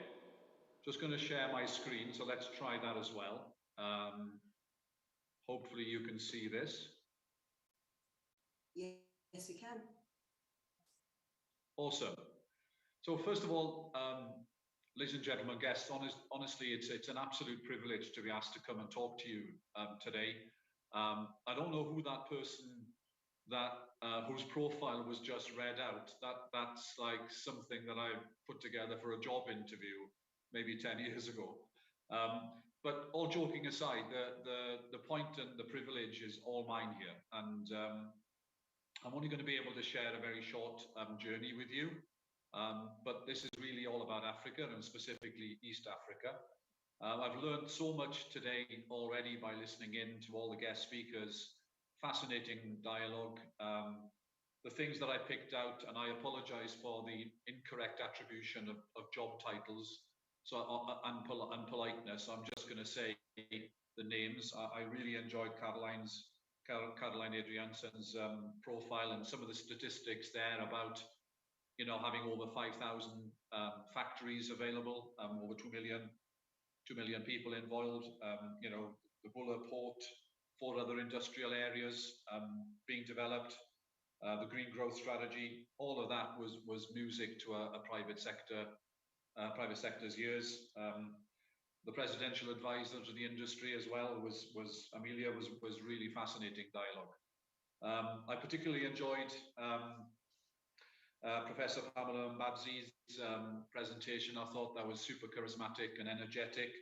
But again, you know, fast forwarding the industrial parks, you know, reforming some of the tax infrastructures, you know, things that have been built into the 2022-23 budget. Again, you know, it's great to hear that sort of stuff, because that's exactly the sort of thing companies like PVH would be looking for in terms of the apparatus and infrastructure build out to attract investment. And all the other water and the criticality of water. You will find that most companies these days, like us, will see water preservation, water recycling, water use as the #1 priority need. You know, the technology now exists. We've introduced it in our businesses. It's actually a ticket to the game with PVH. It's no longer on the wish list. You need to have robust, dynamic water recycling in the 90% to be able to be a producer for us. Zero liquid discharge technology exists here. We've introduced it in Ethiopia recently. And again, you know, it's one of the sort of key elements of how we build up. Anyway, let me quickly take you through this for 10 minutes. PVH Corporation is Philips Van Heusen, a long-established business. Probably most people will recognize us for having these 2 primary brands in our ownership, Calvin Klein and Tommy Hilfiger. They are global brands across Europe, Asia, and North America, albeit we're an American business. Quite a lot of our business obviously comes from sales in other parts of the world. I'll summarize that for you very quickly on this company overview. We've been around for 140 years. We were established 1881, as you can see.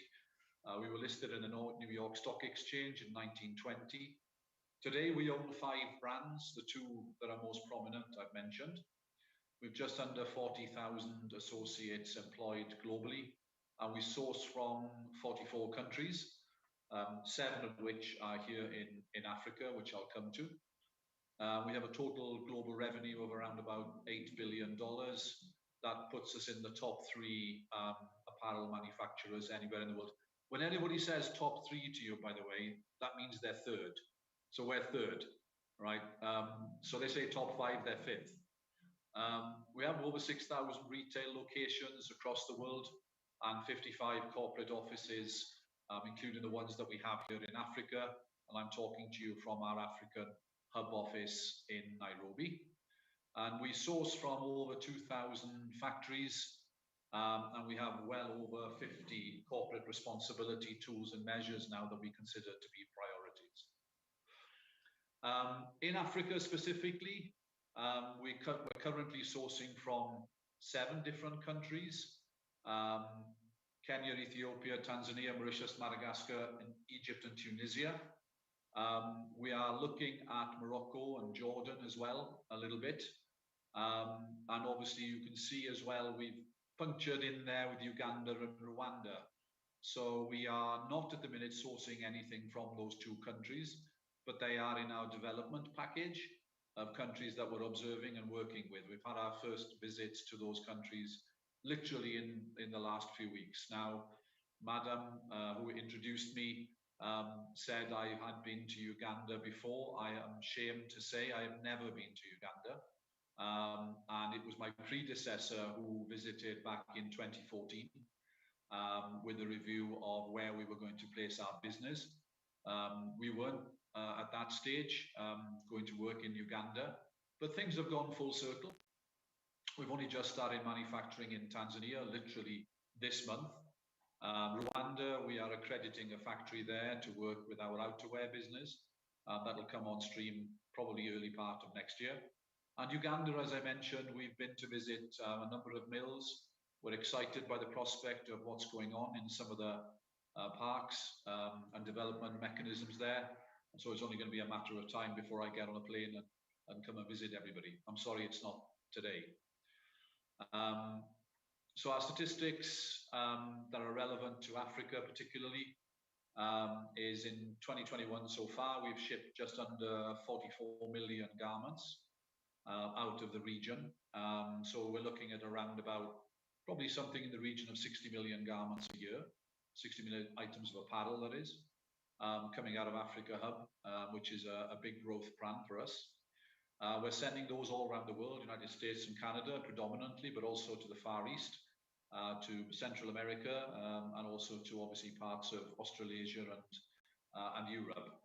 All coming from here, all under different auspices and duty agreements, but what Africa does have is a robust mechanism for developing duty arrangements for various destinations of the world. Uganda is no exception. Our brand framework, very simple. We have vision, we have purpose, and we have priorities. And within that, we also look at our values: individuality, partnership, passion, integrity, accountability. Sounds like cliches, but that's the sort of linkage that we look for when we work with different countries and different partnerships within our countries. Our corporate responsibility targets, incredibly important to us, obviously, is we've got a zero policy to reduce negative impacts to 0 by 2030. 100% positive impacts on ethical sourcing, amplifying worker voices, promoter self workplaces, and we have well over 1 million, associates and lives that we're trying to impact through empowerment programs, inclusion and diversity programs, and talent development. Although you're talking to a proud Welshman here in Africa, I have to tell you I'm the only foreign national that we have now. The team here is developed through super talent availability to run its own businesses in all our countries and all our offices. So happily I can float off into the sunset at hopefully some point in the not too distant future, and leave it to the capable hands of people that we've got here. Amazing talent, I have to say. We have different levels of suppliers, which is just for information really. A level 1 supplier is somebody that does assembly and produces actual garmenting, or it could be shoes, or it could be other items of leather goods. Level 2 is somebody who's the raw material supplier to that process, fabric, leather, etc. Level 3 is a support process like a spinning mill, or produces chemicals, etc. And then level 4 is basically the farm solution. Now, our ideal here in Africa is a farm to fashion solution, okay? So we're not looking for something that's just garmenting. We don't want to do that. We've come to Africa to build a value chain, a supply chain that goes from farm to fashion. We also grade our suppliers to tier 1, tier 2, and tier 3. So tier 1 has demonstrated to us through all of the global principles that we're looking to, that they have all the accreditation standards, the compliance standards, they understand regulatory controls, they've done that for many a period, and also they have a global footprint. So they're not just manufacturing in one country of location. If you attain a tier 1 status, and we have factories here that do, and businesses here that do, then you will get, shall we say, the first bite of the apple, yeah? Or in Uganda's case, first bite of the pineapple, right? So simply just the last 2 slides, perhaps a little bit more of a granular understanding of how we operate. So we have this triangle, which we apply everywhere we go. So we are the bottom right-hand part of the triangle, we're the brand, okay? We work with a group of our global investors, L1 and L2 investors, and encourage them to follow our business strategy. And our business strategy right now is to grow exponentially in East Africa over the next 2 to 4 years. Today, East Africa only represents around about 13% of our global values. We need to build that to be 30%, 30%, by 2025. The key element, however, that we're looking for is government, right? We need a government that cares considerably about regulatory compliance and controls, understands building regulations, understands fire and electrical installations, understands the value additions of putting through a robust logistics process, a strong banking apparatus, works with us on that development journey that we go from a start point of nothing through to a development platform that produces millions and millions of garments and employs thousands and thousands of people. Now that sounds like a dream, but it's the reality in countries that we operate in. We've built this ecosystem in Kenya, we've built it in Ethiopia, we've built it in Egypt, and we're currently building it in Madagascar. It's already established in countries like Mauritius and Egypt. They're long-standing pedigree countries. So that's the sort of triangle that we look at. So I spend a lot of my time in the top box there with government.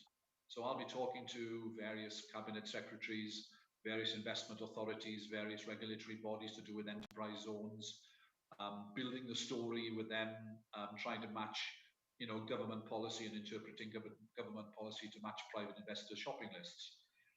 So that's the journey that we're on. It's worked successfully for us so far in our 7 or 8 years here in Africa, and we've grown exponentially, as I said. However, you know, we need to apply the same matrix to other countries that we're looking to expand into, and Uganda, as I mentioned earlier on, is on that list. And then the last piece I would like to show you, and it's probably a little bit controversial, is we have 2 boxes that we think that are important to look at, must-haves and desirables. So these are the things that private investors look for when they're coming to a country of manufacture, okay? Competitive energy costs, strong, robust logistics infrastructures, demographic studies, and so on. I'm not going to read them all to you, and I can share this deck must-haves. And you can see at the bottom there, strong environmental linkage, particularly water use and zero liquid discharge, and obviously meeting some of the things to do with ILO standards of manufacture, and obviously things like working practices and principles. So that's a very, very quick run through, literally 10 minutes of how PVH goes about its sourcing strategies, and particularly how it can develop those strategies into new countries of manufacture. So I'm going to stop there, and I think I've got about, according to my watch, about 6 minutes. If anybody would like to ask me any questions, I'll stop sharing the screen. Hopefully you got all of that.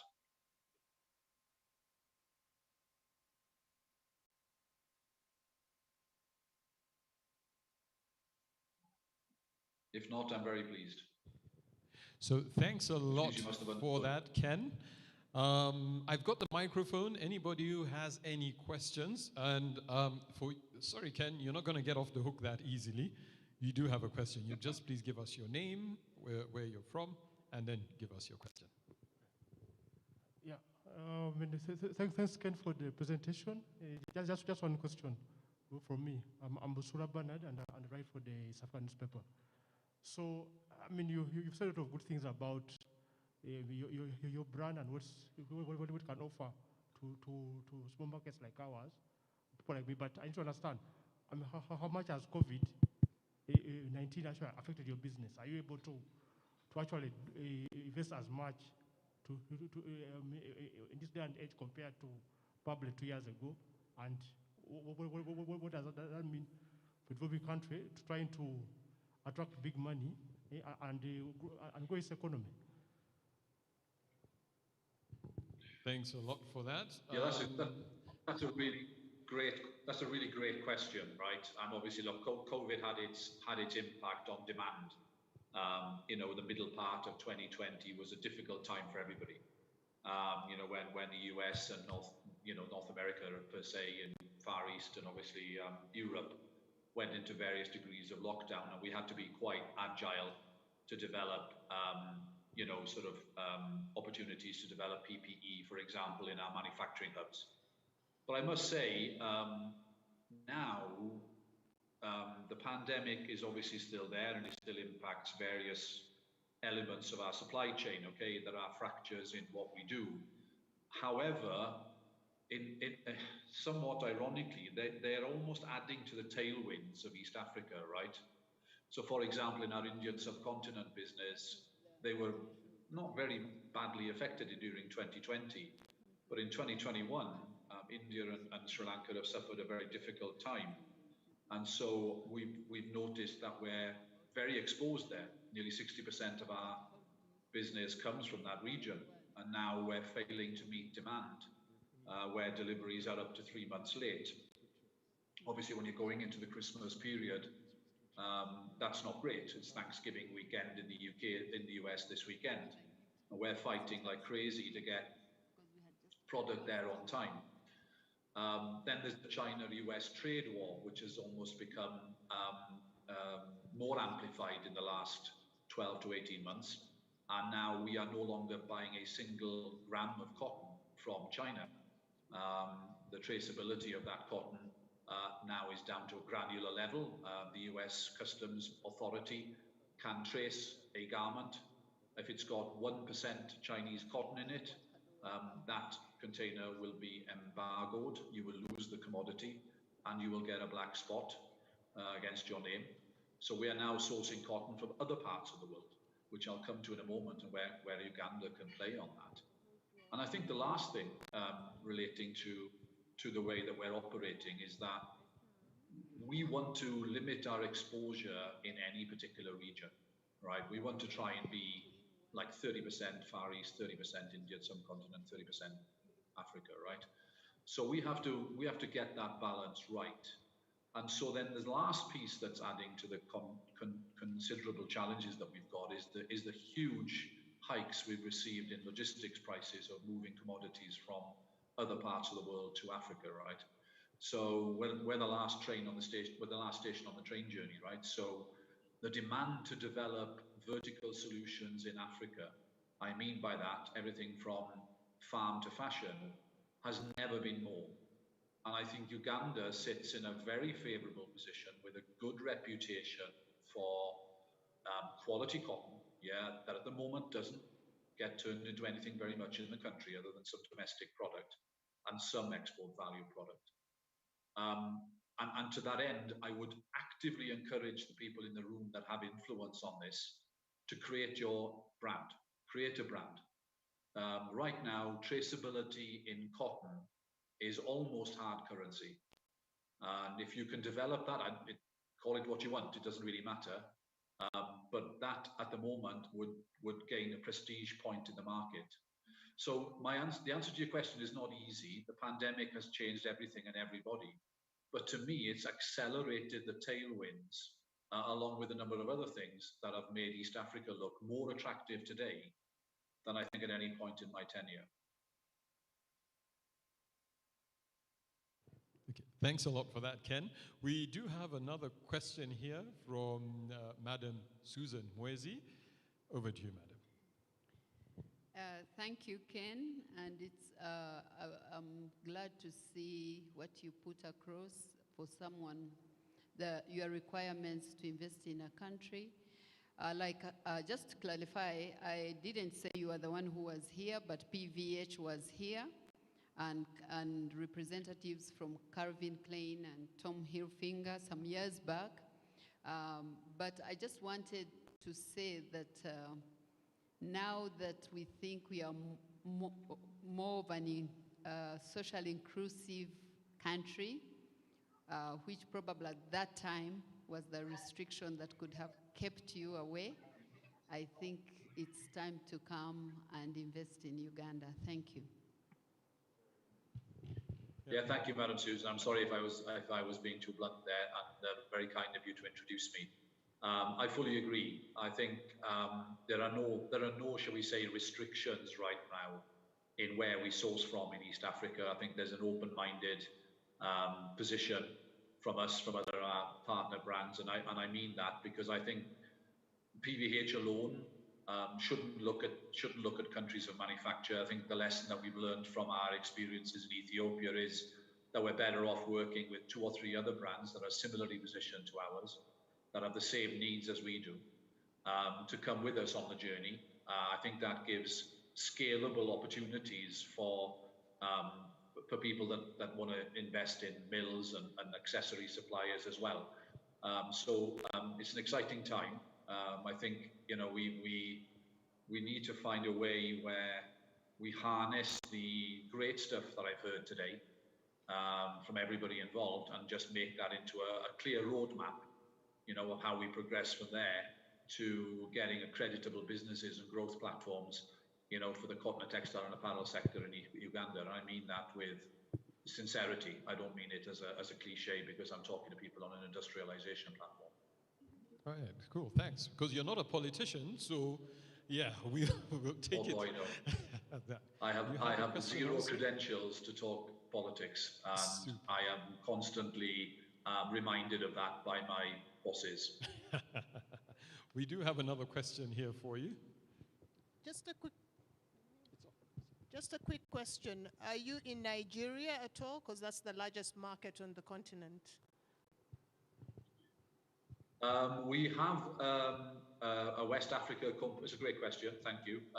We have a West Africa strategy at the minute, and it's quite an interesting one. And I think it harks back to some of the commentary that I heard earlier on.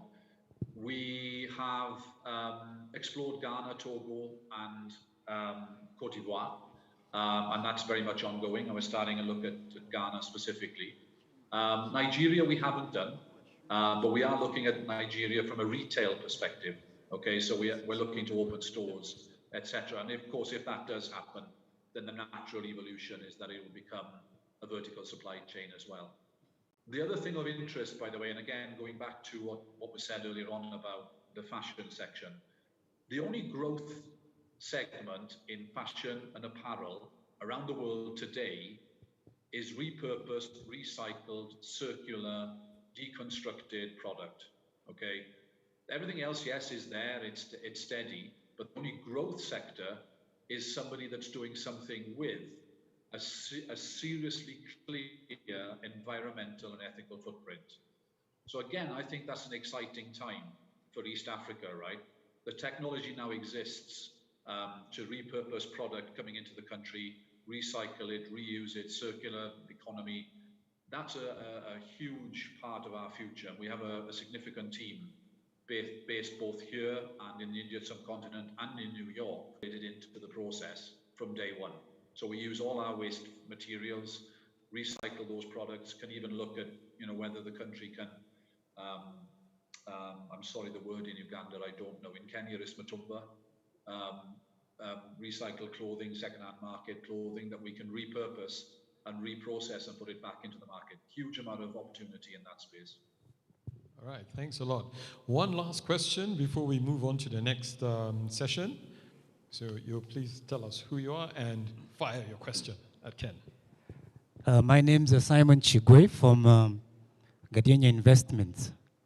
Thank you very much for your contribution to the development of Africa. Looks like you put in a lot. And my question is, on the question of moral practices and principles, you've been to Madagascar, you've been to Kenya, and all these other countries. How have you fared, say, on the rate from 1 to 10? And if this is low, what do you suggest that is put in place? Because it's very important to have moral principles for any development in any country and society. So. Okay.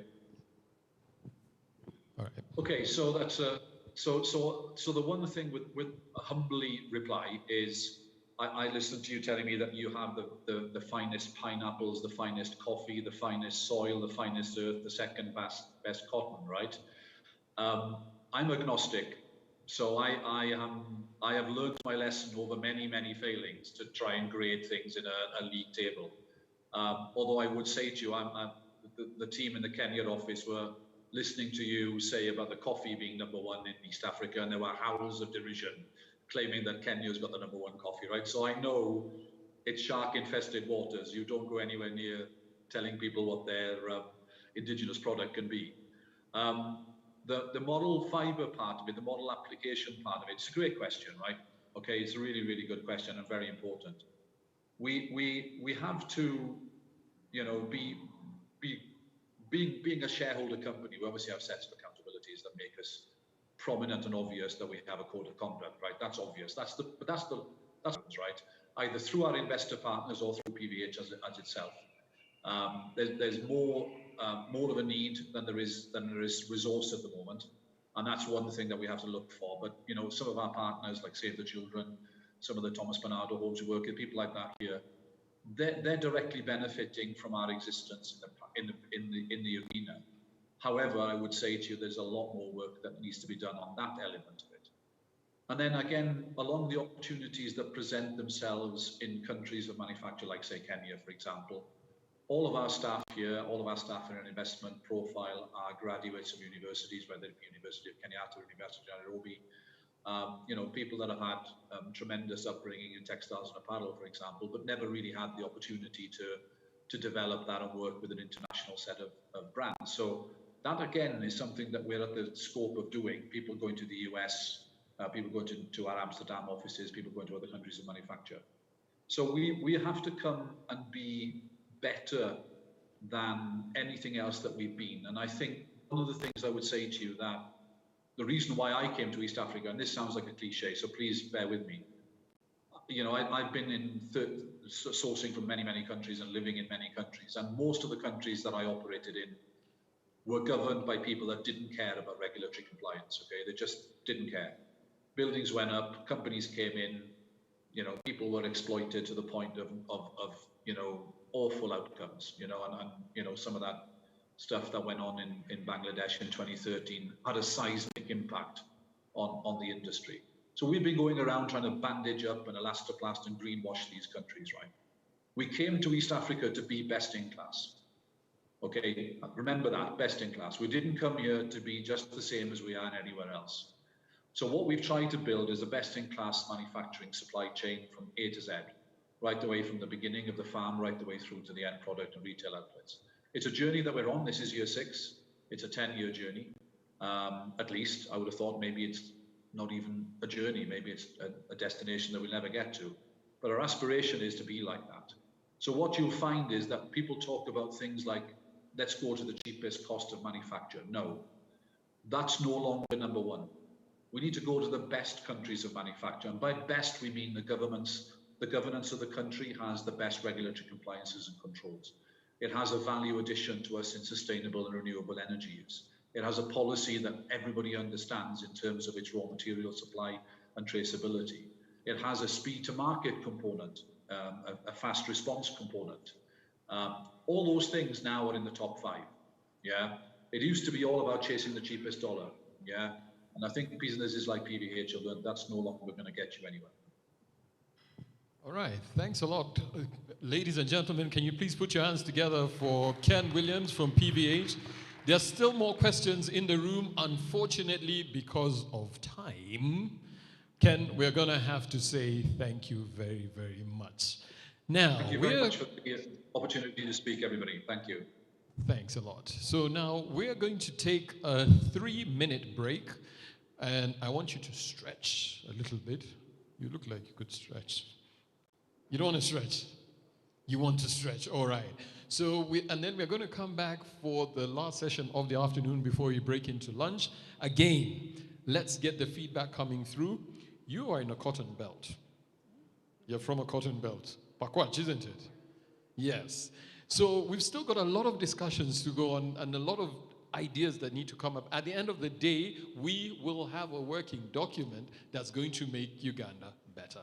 Thank you very much, and we'll be with you in the next 3 minutes. Okay.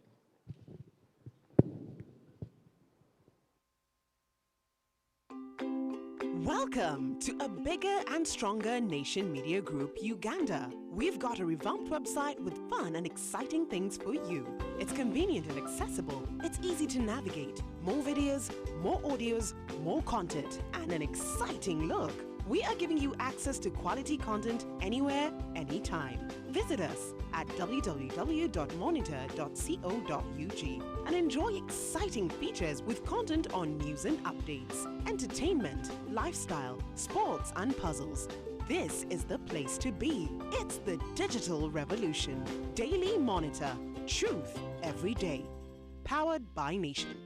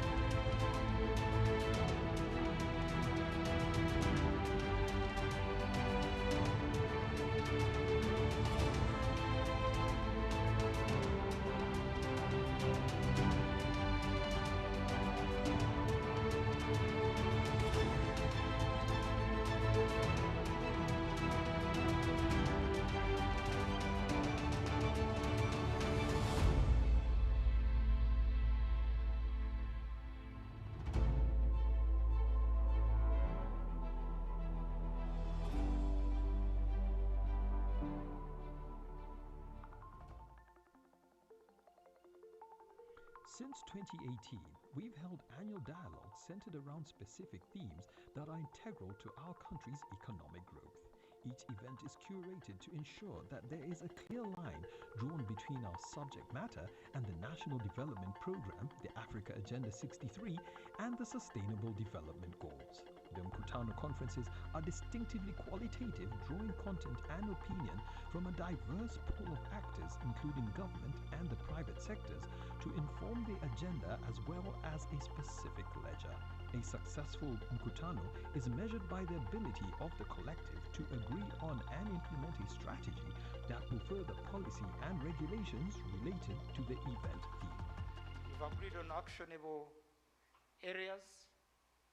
I've listened to the presentation very attentively. We'll study them as government. The ministry will draft a cabinet policy paper with the input of ULGA and UAU. I'll, I think, even invite the other development partners. Will not take it to cabinet before I get your input, so that it does not stop simply at this discussion and minutes for the next Mkutano. No, I want this aid memoir converted into a policy paper for discussion in cabinet and implementation by government.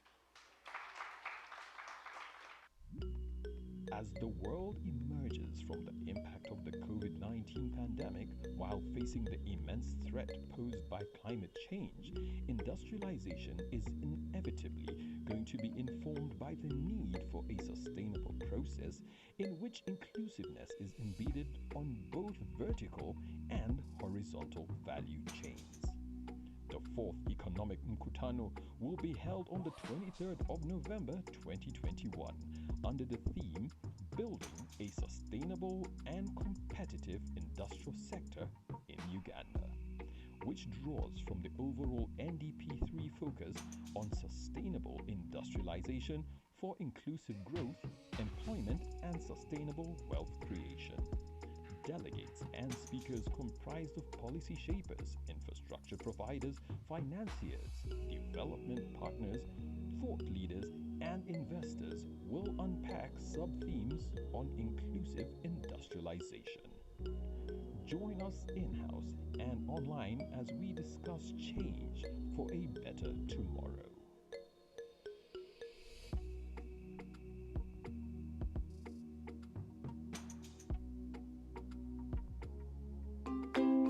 Welcome to a bigger and stronger nation media group, Uganda. We've got a revamped website with fun and exciting things for you.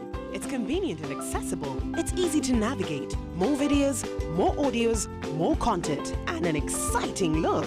We are giving you access to quality content anywhere, anytime. Visit us at www.monitor.co.ug and enjoy exciting features with content on news and updates, entertainment, lifestyle, sports, and puzzles. This is the place to be. It's the digital revolution. Daily Monitor. Truth every day. Powered by Nation.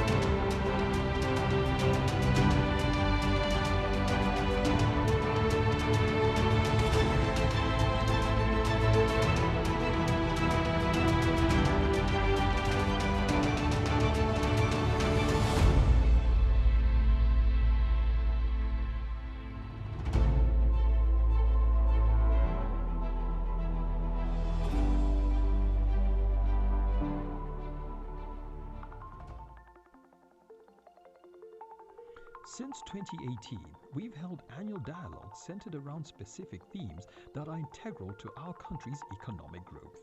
Each event is curated to ensure that there is a clear line drawn between our subject matter and the National Development Program, the Africa Agenda 63, and the Sustainable Development Goals.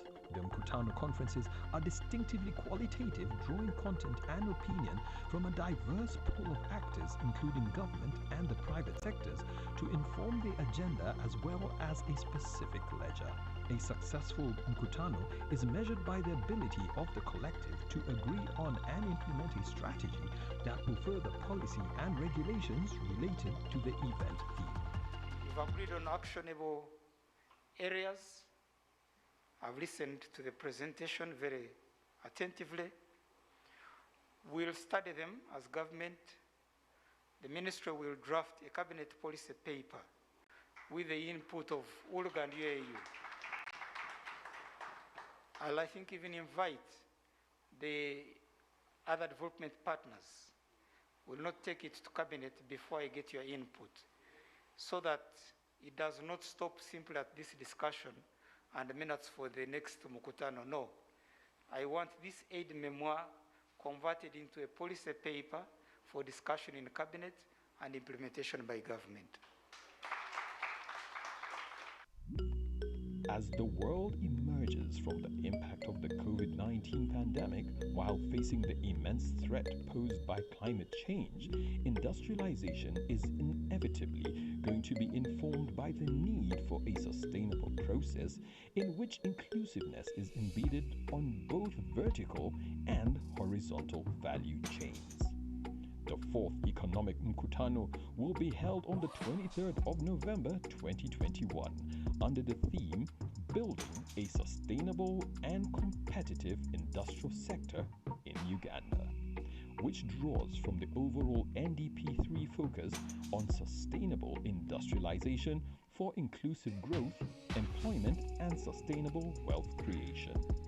Delegates and speakers comprised of policy shapers, infrastructure providers, financiers, development partners, thought leaders, and investors will unpack sub-themes on inclusive industrialization. Join us in-house and online as we discuss change for a better tomorrow.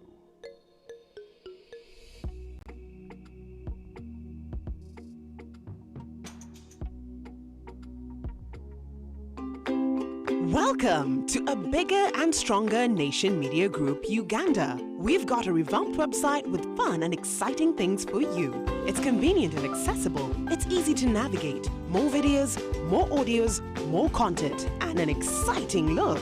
We are giving you access to quality content anywhere, anytime. Visit us at www.monitor.co.ug and enjoy exciting features with content on news and updates, entertainment, lifestyle, sports, and puzzles. This is the place to be. It's the digital revolution. Daily Monitor. Truth every day. Powered by Nation.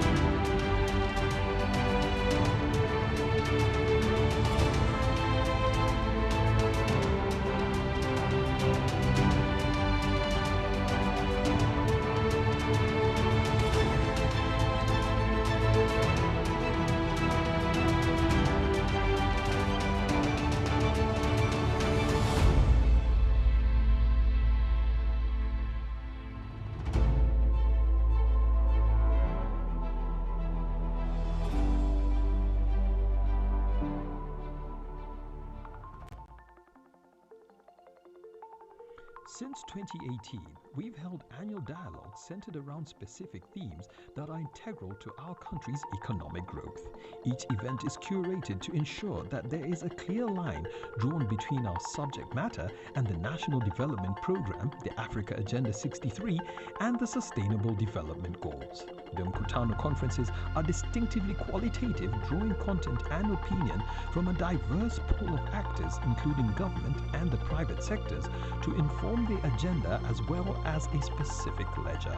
A successful Mkutano is measured by the ability of the collective to agree on and implement a strategy that will further policy and regulations related to the event theme. We've agreed on actionable areas. I've listened to the presentation very attentively. We'll study them as government. The ministry will draft a cabinet policy paper with the input of ULGA and UAU. I'll, I think, even invite the other development partners.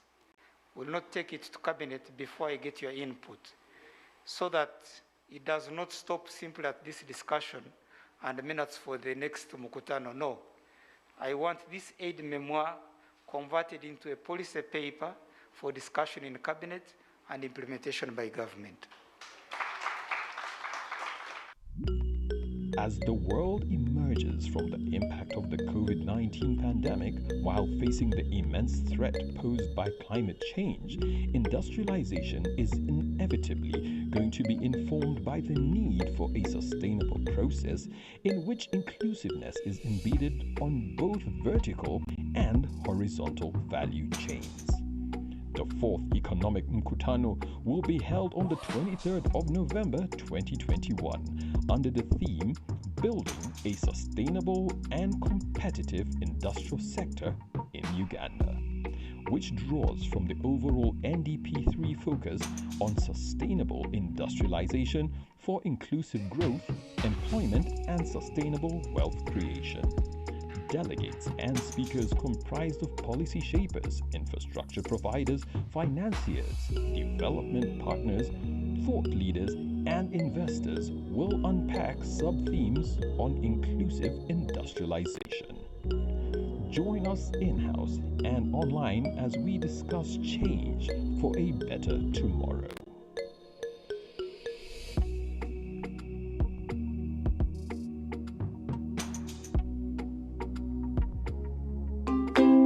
Welcome to a bigger and stronger nation media group, Uganda. We've got a revamped website with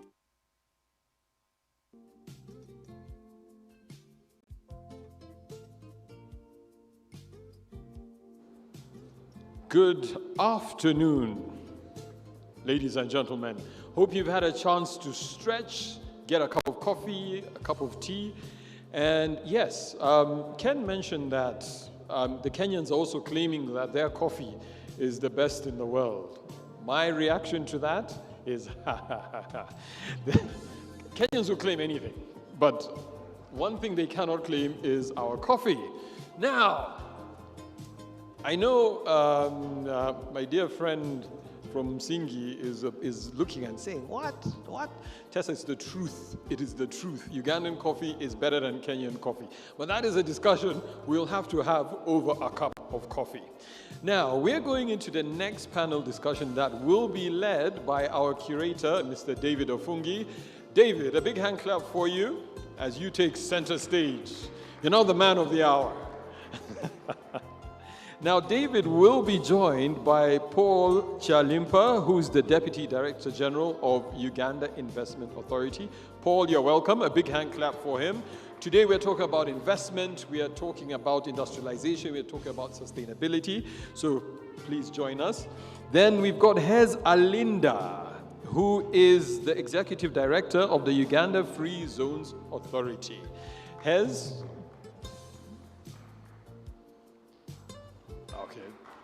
You're welcome. Online, we've got Adam Collins, who's a group economist and special projects lead at Hella Intimates. And we've also got Dr. Theodora Mondo with us, who is the CEO of BG Group. Come on, a big hand clap for her. She's not going to come up if we don't clap for her. You're welcome, Dr. Terry. And last but not least, who will be online is Dr. Douglas Rabash, who's a transport specialist. Good to see you. So, without further ado, I want to hand over to David to take it from here. You're welcome. Thank you so much, Peter. It's a panel suicide to host a session after Joel Kibazo. So please pass on my regards to my family. I tried my best. But I do have a co-chair. So Antoinette Tesha is online, I believe. So as we get Antoinette, first of all, I'd like to welcome my distinguished panelists, our distinguished panelists. There's a lot to pick up from the first sessions. There's a discussion around policy and the expectations that potential investors would have across the value chain from a quality perspective and practice. And the reason why this panel segues from the policy discussion is principally around trying to make an effort to get some practical solutions that can be implemented. And if you sort of look at the map of Uganda that we have adopted as the icon for our Mkutano this year, you would, if you're doing this 15 years ago, you'd probably have a map full of cogs, just the cogs to represent industry. But if we talk ecosystem, you can't do it without the education. You can't do it without power. You can't do it without inclusion of societies, gender mainstreaming, and obviously sustainability is the mantra. We're just doing this after COP26. So that in itself is giving us a foundation to proceed and unpack some of the ways in which UIA is internalizing this, how an industrialist, Dr. Theodora herself, is approaching this from a balance sheet and investment perspective. And then there's some offshore experience from Adam, and the logistics infrastructure perspective is going to be provided by Douglas. So without further ado, I will hand over to my co-chair, Antoinette, to take us to the next steps. Thank you.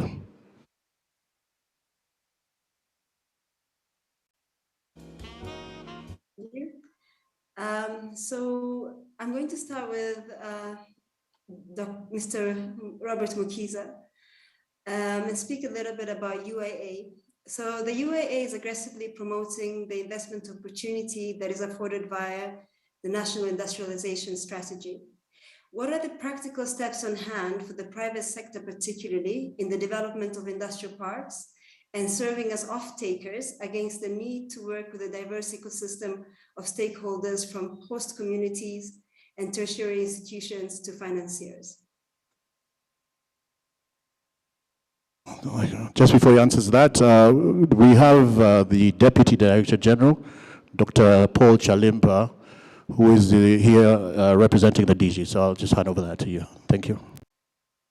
My apologies.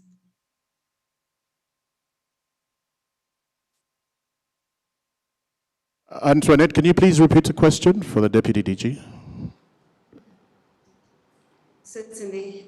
Deputy DG, the UIA is aggressively promoting the investment opportunity that is afforded via the industrialization strategy. What are the practical steps on hand for the private sector, particularly in the development of industrial parks, and also serving as off-takers against the need to work with a diverse ecosystem of stakeholders from host communities, tertiary institutions to financiers? Many thanks. It's a good afternoon, everyone, and welcome to the Economic Mkutano 2021. Uganda Investment Authority facilitates and promotes investments and coordinates the private sector to ensure that they profitably invest in the sectors either as private sector led themselves or using a private-public partnership approach. Now, looking at our industrialization approach, the focus has been on manufacturing and processing, but bearing in mind that Uganda is an agro-based economy, our focus is to ensure that we have value addition for our agro products, starting with the number one, which gives us the highest earner in terms of foreign exchange, coffee, going down to the cereals, other cereals. Now, as an investment authority, our job on behalf of government is to avail all the required opportunities, starting with land for industrial parks, which we are avail to, which is located in strategic locations, starting with Namamve, the Kampala, Greater Kampala. Now we have in Soroti, we have in Jinja, we have we have moved down to, now we are having in Fort Portal, we are having now in Lira, we are having land in Guru. But going back to the benefits, other than free land, we make sure this land has access to power, has access to infrastructure. Those are the roads. Now, with the presidential directive, to reduce the cost of doing business, especially for those in the industrial parks, we are working with the Ministry of Energy to make sure that power is directly connected from the dams and supplied directly to the industrial parks at low cost. Two, we have a one-stop center, that's the UIA, the government in terms of facilitate business processes, right from business registration, licensing of investments, secondary licenses, for example, for NEMA, for environmental authority in terms of clearances, so that we are compliant with the environment, ensuring that the trading and other business licenses, including taxes, are processed on time, only with a single application, and you get all these licenses within a period of 48 hours. Now, all these processes are online on our platform, www.ebiz.go.ug. Now, this ensures there's efficiency in facilitating investment processes. Now, moving to the other opportunities which we are availing for those in agro-processing, we ensure that our government has put in place a tax policy that provides, if you are, for example, since we don't manufacture the agro-processing equipment in Uganda, if you are importing any agro-processing equipment, you don't pay tax on that machinery. But also, if you are researching or doing a training in agro-based activities, you don't pay any tax related to those costs of research and scientific research. Also, if you're importing any spares for your equipment, also it is tax exempt. But also, given that we give you land in our industrial parks, we help you also to get the incentives of 10 years tax holiday if you're in agro-processing, and mainly we want you to be located categorize you as a free zone, and you process especially for export. That's up to 80% of your value. So, in brief, we are providing an enabling environment through business processes, to incentives, business and operational incentives, including land, including the tax holidays and incentives, but also we have a directorate in charge of local investment promotion that is currently profiling the different local investors, especially in agro-processing or agriculture value chain, to form clusters and help them to add value, to help them, support them, add value to their products, access standardization services for these products for local and international markets, also link them to international markets, those who want to buy their products.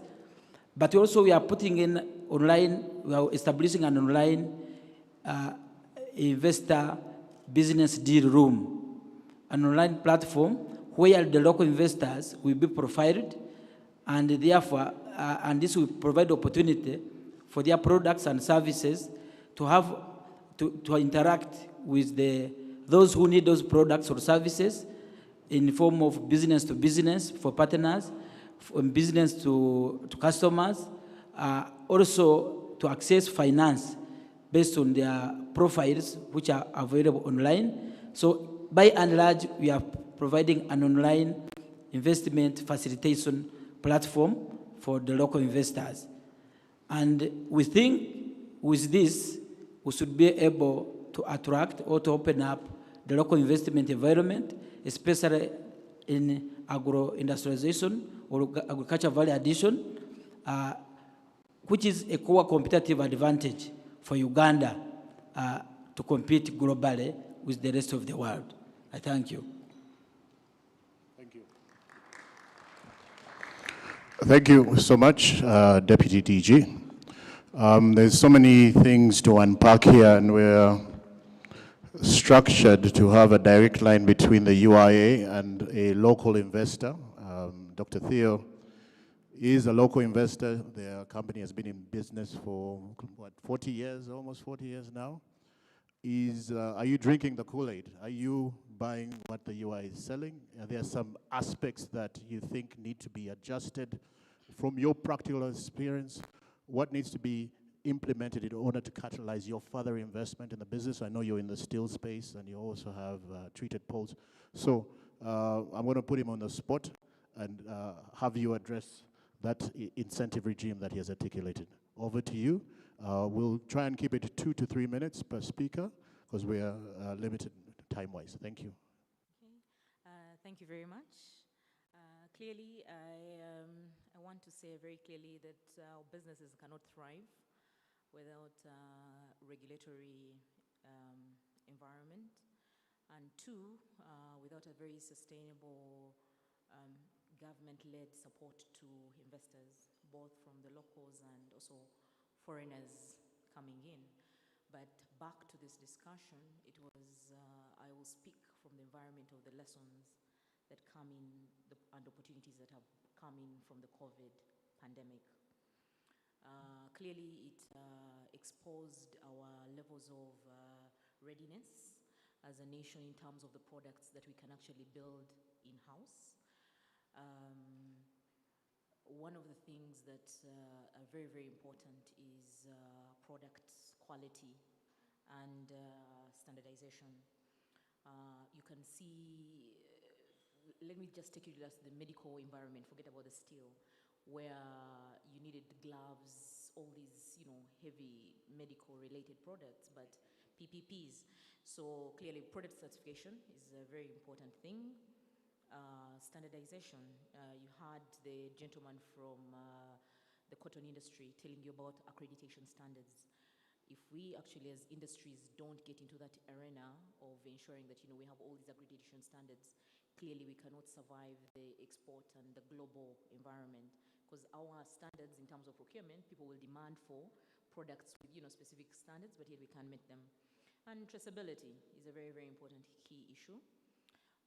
One of the issues that I also thought about was the data that needs, there's a very serious gap in terms of data analytics. After this pandemic, have we sat down to analyze how much we're importing, for us, the raw material sector, and, critically review the raw materials that we're importing? Do we actually have to import them, or we can actually do the backward linkage and be able to manufacture them locally. For us in the business of steel, iron ore is a big story, and we're looking critically on how to enhance it. On the side of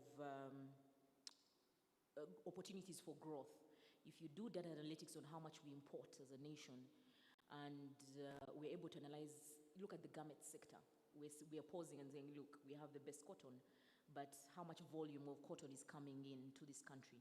Can we actually have small industries coming in? If these traders can actually import that volume of what? Of cotton or leather. That means there's a serious niche where we can have small industries sparring or growth of cottage industries around those areas. And the last question was sustainability.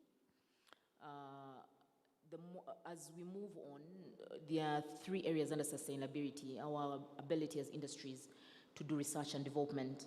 I think you have heard very many times people saying, I'm buying quality steel, or tiles for Italy, or tiles but for me, from a manufacturing environment or a manufacturing engineer, I know a product is really the material that is made of it, the quality, and what's the product they're delivering.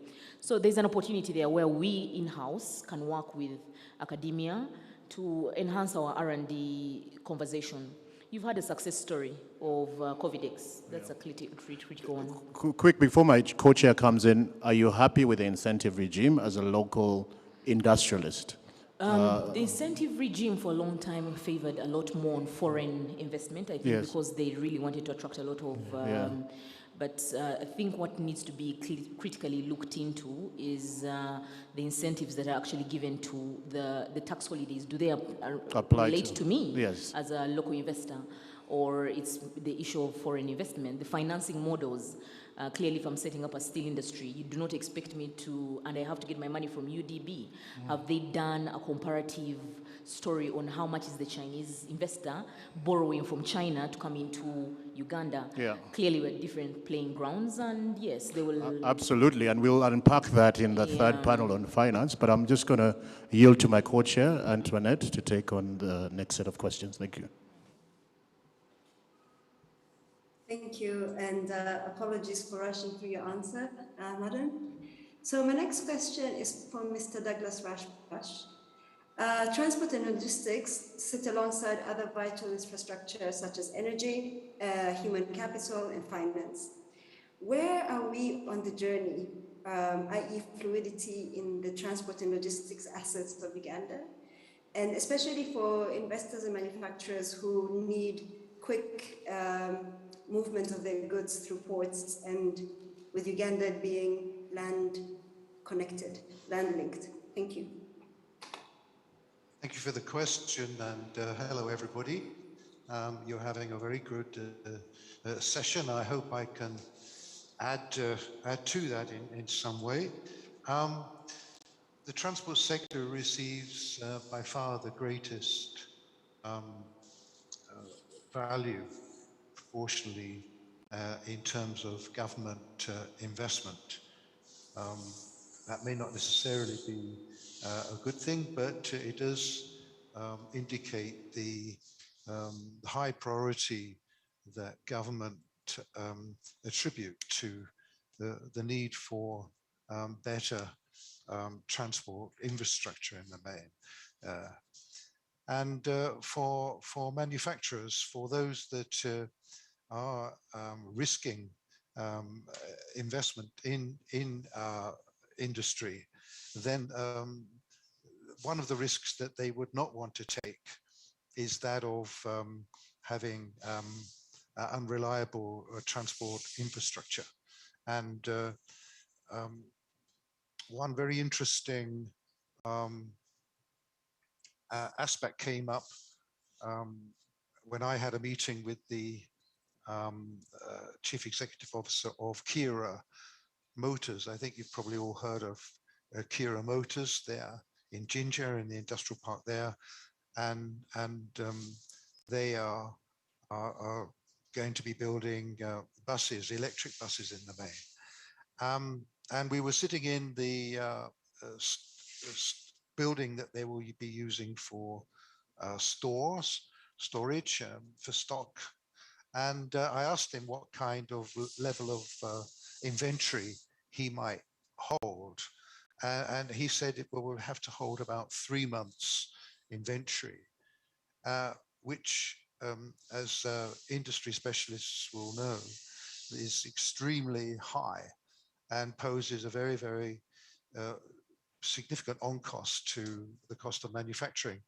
And the reason why he will need to hold a 3 month inventory is because of the lack of reliability of the logistic chains that he will depend on. This is very, very important, and it's not a factor that has been evaluated very much. It will be very interestingly what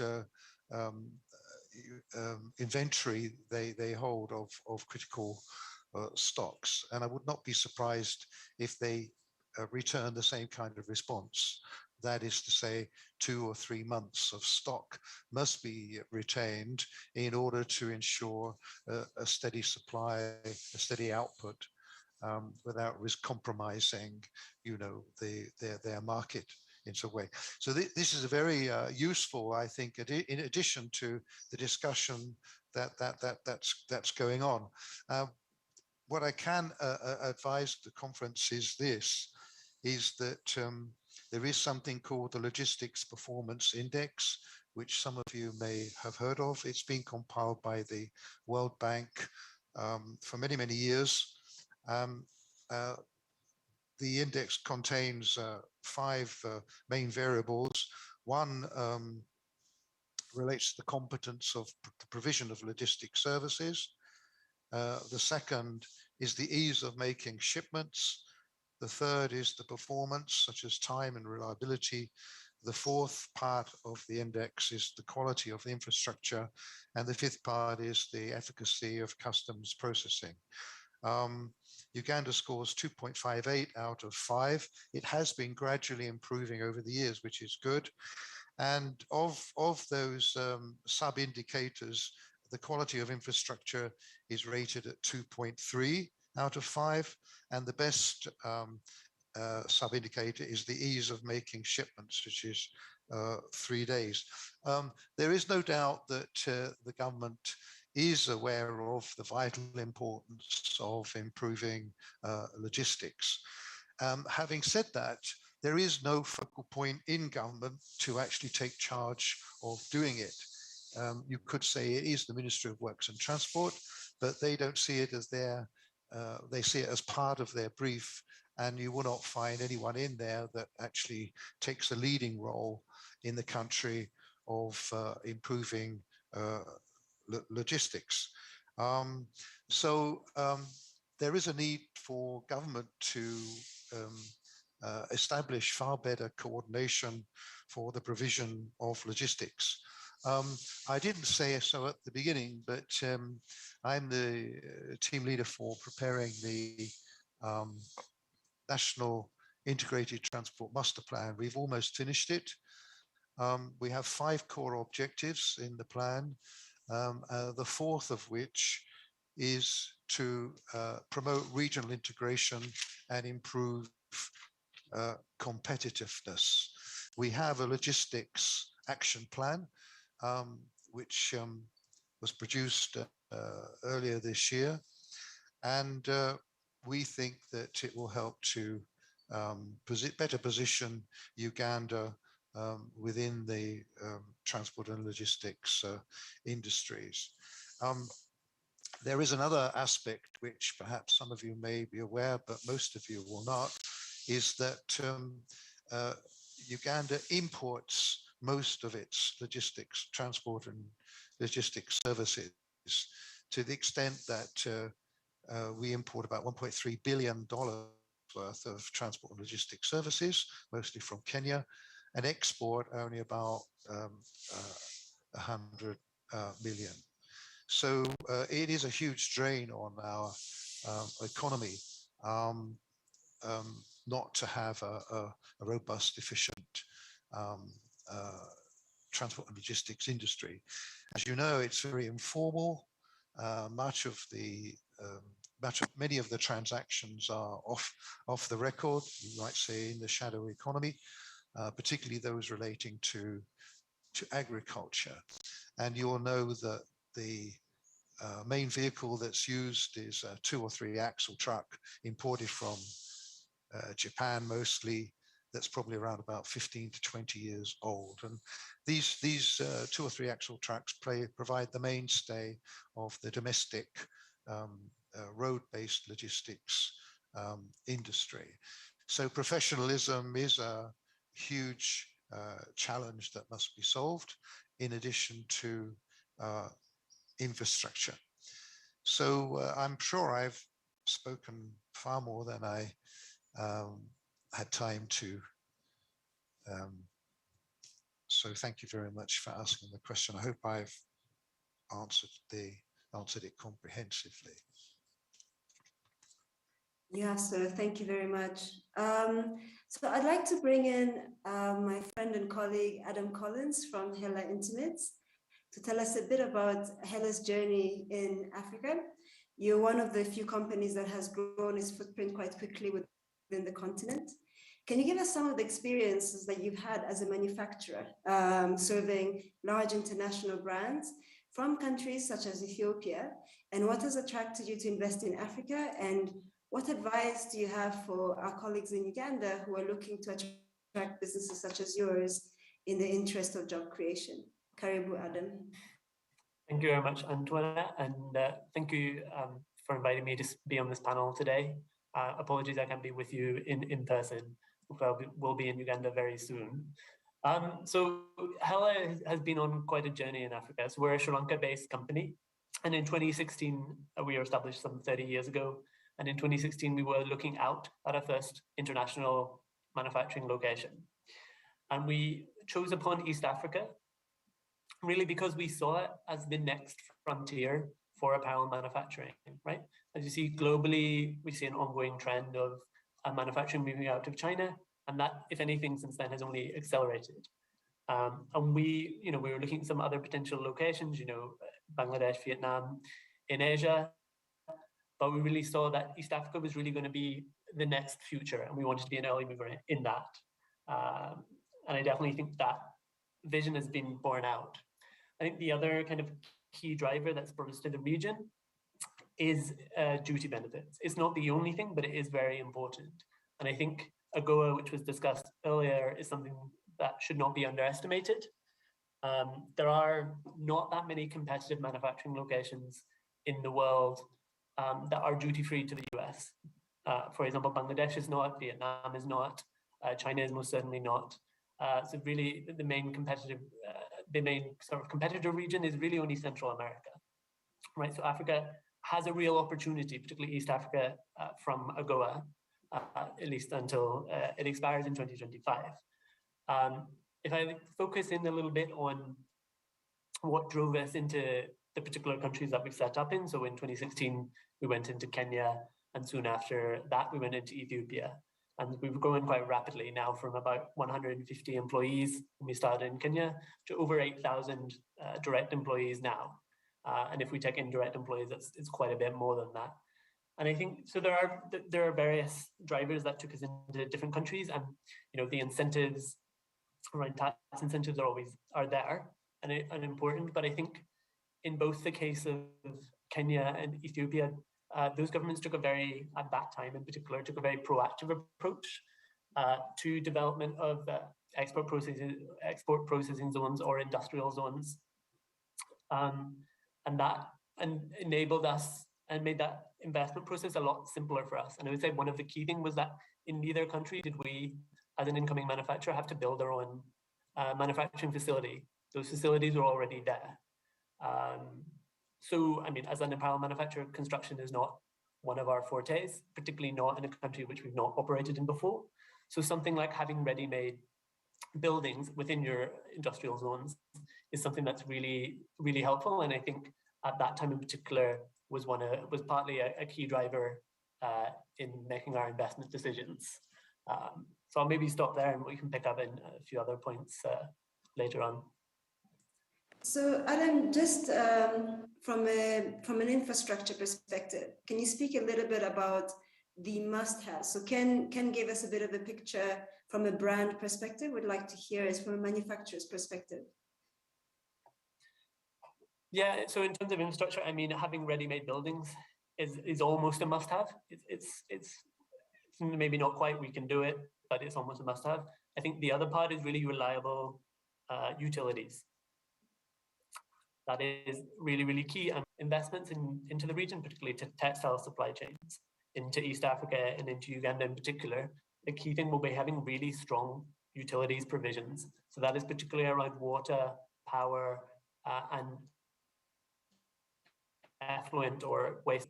Key things that will make a investment in any particular industrial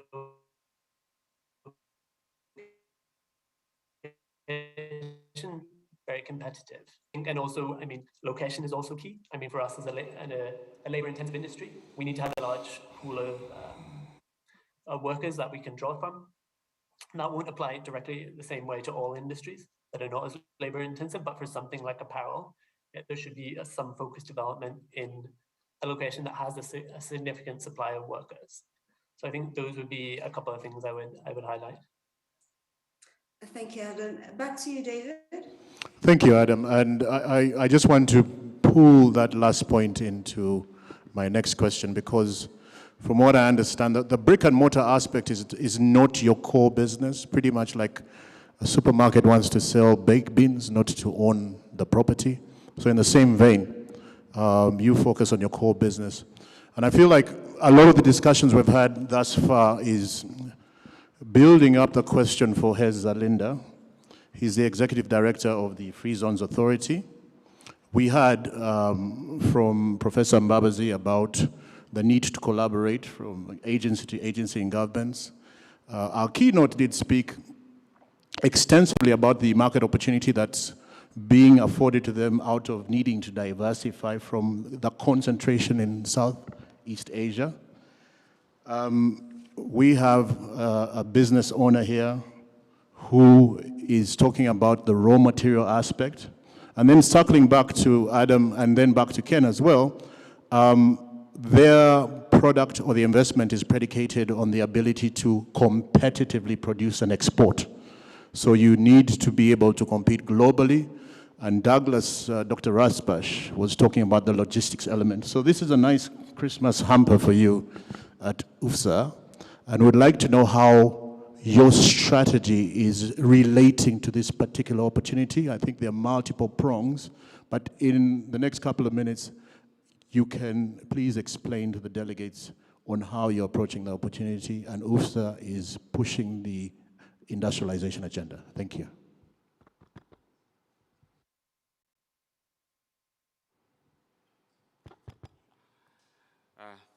Thank you very much. Thank you for inviting me to this economic Mkutano.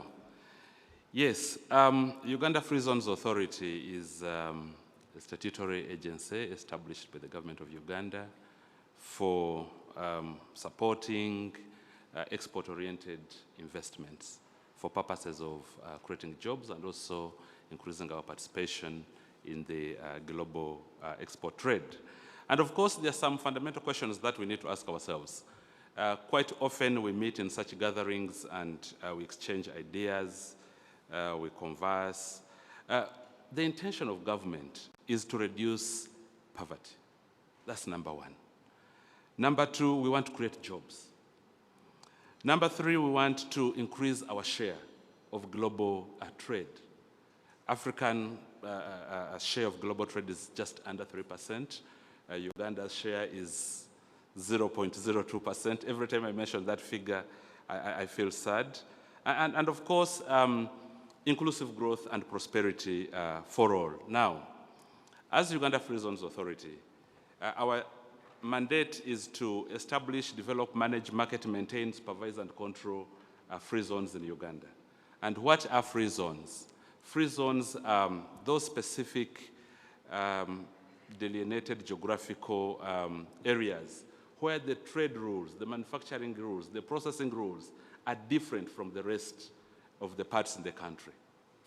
we provide special incentives. And some of these incentives include total tax relief from all import duties, export duties that may be applicable in the rest of the country.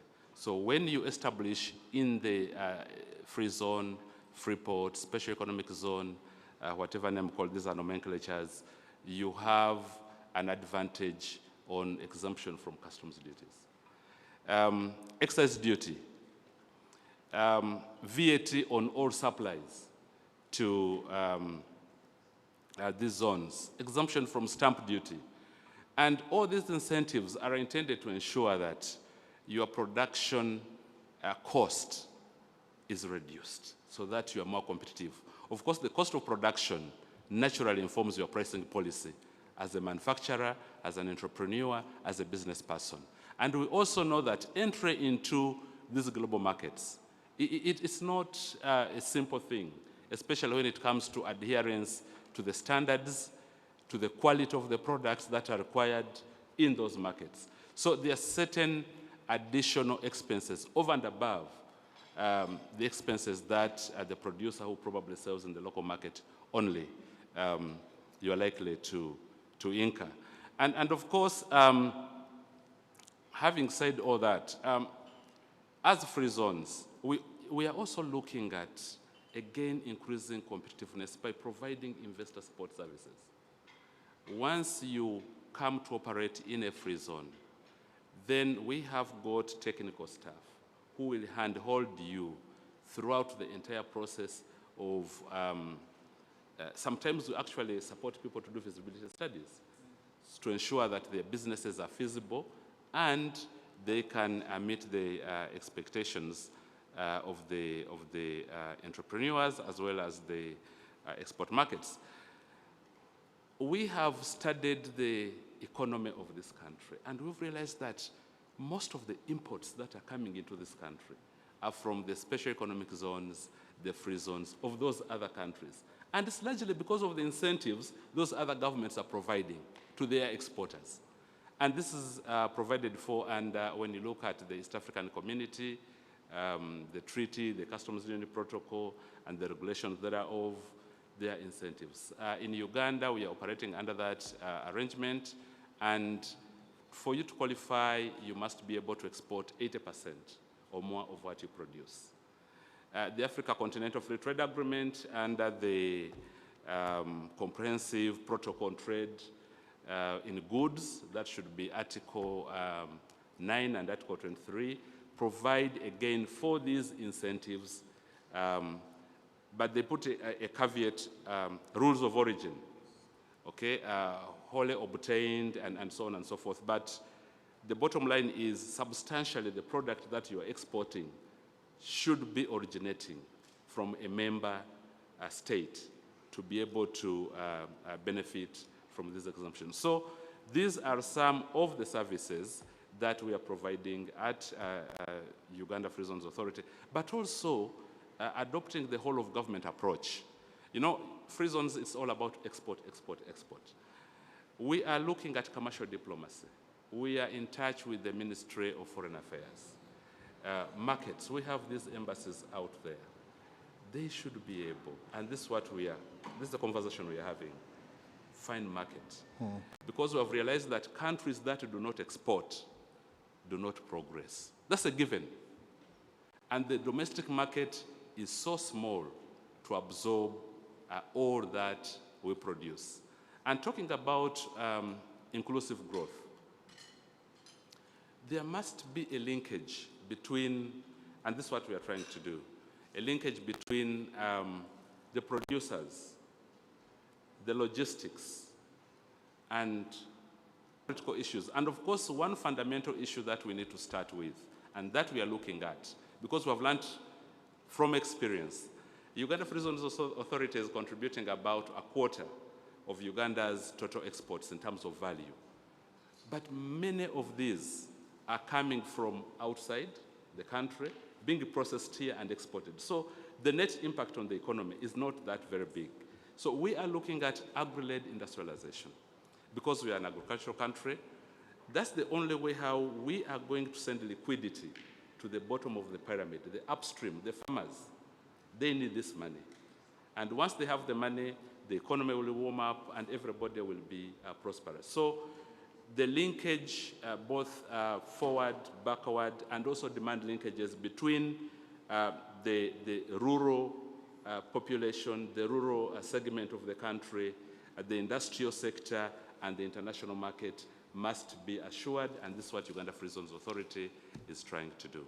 And we are making progress in that endeavor. Thank you. And progress indeed is something that we're aspiring to.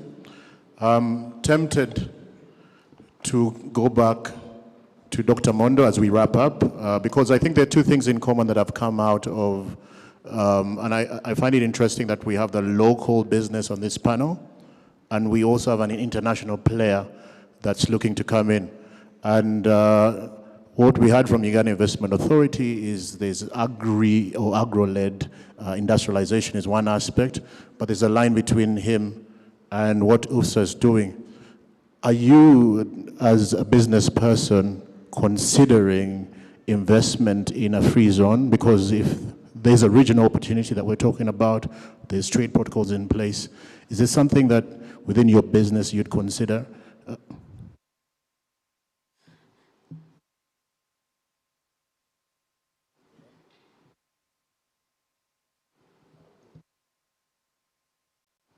yes. No, that's fine. Thank you. Thank you very much. I think I want to start from his last submission, which I think is a very, very good one in terms of their considerations. If you hear what he said the people who are actually benefiting in the current setup are people who come here and do a bit of value addition and then export. And I think maybe from the policies perspective, where we can actually have that backward linkage to, to benefit our farmers, to benefit anyone else in the supply chain, is to reconstitute the policy in terms of how, if these people can afford to bring in their products, manufacture them here, and, or whatever they call in terms of value addition, why shouldn't the same approach apply to the local investor? Why shouldn't it be, because clearly I would be happy with an investor who comes in from that story, sets up shop here, and can benefit from them just like the same way I'm doing it. I'm in a different industry, the steel sector, good enough at the point it's still growing. There's a lot of potential, so clearly the conversation of export is limited, but I'm sure there are very many more industries participating in the same conversation who would actually want to benefit from the same benefits, but clearly being uncompeted from that story. And yet they actually have to invest. Thank you. Thank you. Antoinette? Yeah, so David, I just wanted to maybe go back a little bit, back to Adam, because your kind of industry provides the farm to fashion opportunity. So can you maybe give us a little bit of how do you see Uganda from a value chain perspective in a farm to fashion context, please? Yeah, so just to touch on what some of the other speakers have said, I think, oftentimes something like apparel manufacturing, it can get a reputation that we're just here to take advantage of, cost competitive labor and also some duty benefits. And we're just going to import all our raw materials, have a little bit of labor and export again, right? And so in the very initial phases, that is the initial investment that you will get, right? But I will also emphasize that it is to our benefit as a business to build a wider ecosystem for the apparel sector in East Africa, including Uganda. So I can say things such as, in addition to the thousands of people we employ, we also, we often have an excess of orders, and we work with local Kenyan and Tanzanian manufacturers through kind of long-term production agreements with international brands such as PVH. So they are also getting that knowledge transfer. In addition, we've also spent a lot of time working with local textile manufacturers to bring them up to a standard where they can be used for export quality garments. That is still a massive journey. I'd say even now, only in Kenya, if I take Kenya as an example, only 10% of our fabric that we use in our Kenyan factory is coming from the region, and it's specifically coming from Tanzania. And that is really the biggest opportunity that Uganda has, is that how do we connect to the farm, as you were just mentioning? How do we get that integration into the value chain? Because that is something that's also beneficial for us as a business, right?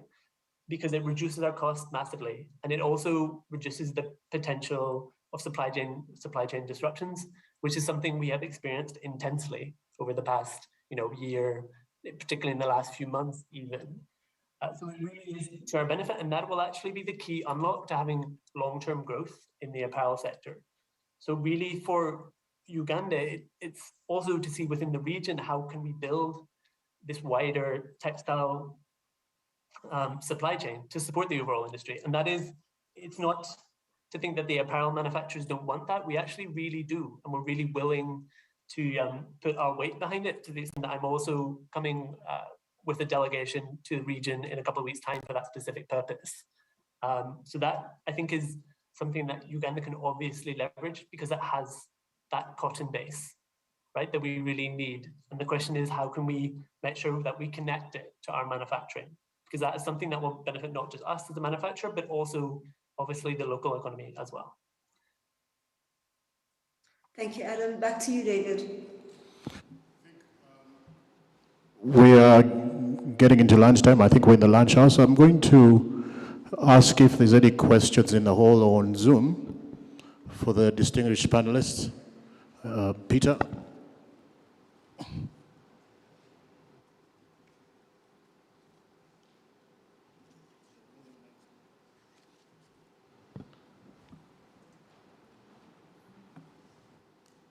So, ladies and gentlemen, I guess I've been hearing some people's tummies rumbling. So, well, first of all, I want to thank the panel and also the guests who are online, and Antoinette for the brilliant moderation. Thank you very much. We are going to break for lunch now, and we will pick up at exactly 2 p.m. So if we could all be seated and ready by at least 10 to 2, I'll be the happiest man in the room. So let's stretch, let's also interact, let's share what we have picked up and also what our thoughts and ideas are. And with that, I want to say thank you very much. Thanks a lot, David, also for the great job done. Yeah, I can see it's rubbing off. Yeah, I like that. But thank you very much. We can please now break for lunch. Okay, thank you. Just one quick point. The conversation continues online on Zoom, so I'm not letting my panelists go scot-free. We want some action points to come out of this, so we are going to find you on Zoom and address those points and then take this conversation forward. Thank you so much. Thank you, my co-chair, and we'll see you at 2 o'clock. Thank you. Thank you. Thank you. Enjoy your lunch.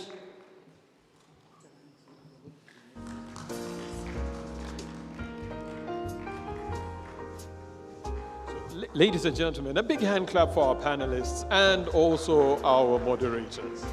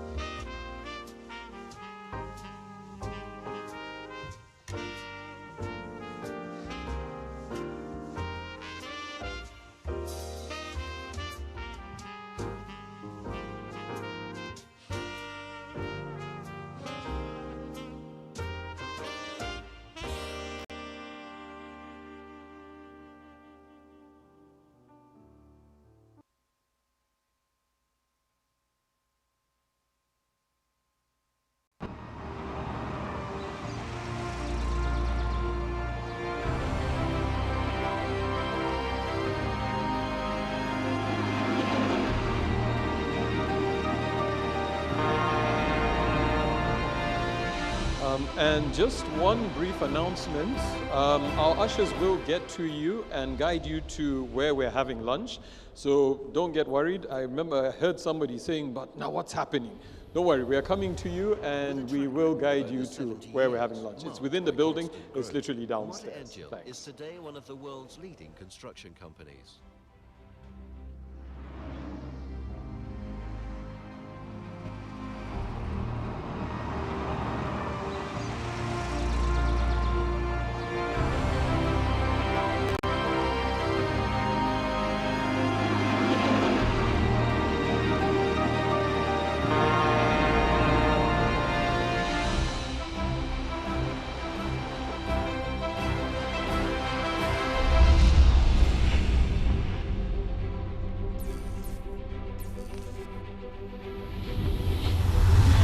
With a track record of over 70 years, marked by constant growth, Mkutano is today one of the world's leading construction companies. Thanks to our willingness to innovate, supported by technical competence and our ability to conduct projects in over 40 countries, we currently operate all around the globe. Discover the Mkutano world.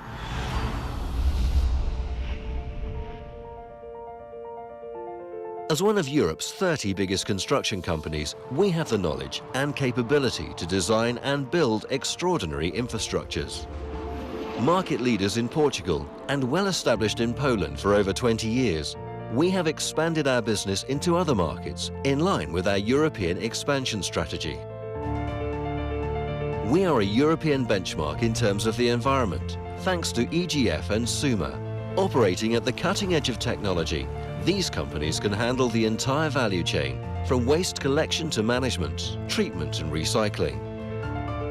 Fulfilling our mission to enhance the environment, we promote the recycling of materials, the reuse of organic waste and significant energy production. We're concerned about the environment and sustainability values, so we invest in environmental education, especially with regard to the younger generations. We are developing benchmark landscape architecture projects and make our presence felt in the industrial maintenance and building management sector, as well as in tourism with a sophisticated high-quality facility.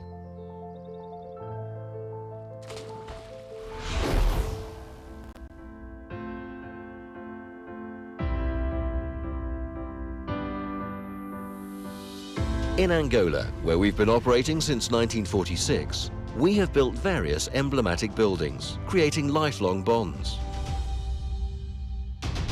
We hold a leading position in sub-Saharan Africa, where our technical competencies and mobilization capabilities are second to none. This allows us to carry out landmark projects, thus contributing to the development of the African continent. We also operate in various other sectors, such as the environment, logistics, energy, oil and gas, and mining. Today, we are proud of our track record in the challenging African market.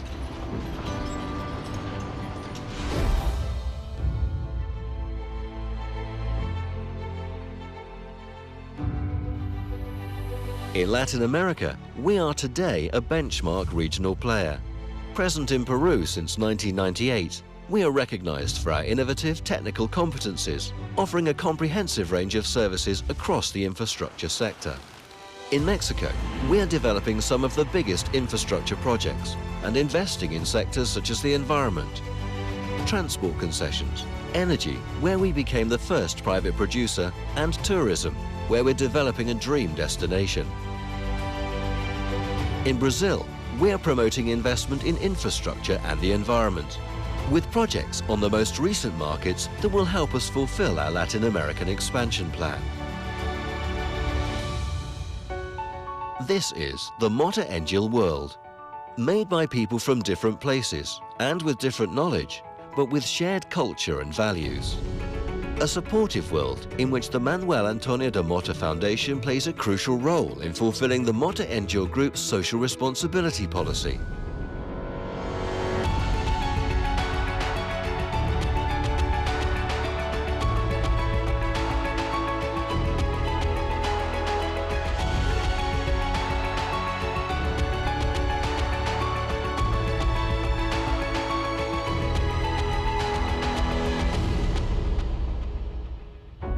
This is our strength.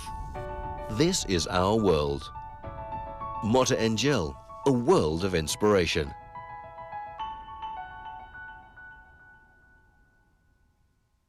Uganda Free Zones Authority, UFZA, is a government agency that regulates and licenses export processing zones and free-port zones for the purpose of creating opportunities for export-oriented investment and job creation. Free zones are designated areas in Uganda where duty-free goods are stored, manufactured, and/or processed for export. All domestic and foreign investors who export 80% and more of their enterprise output are eligible to invest in free zones. Contact us on 6th floor Communications House.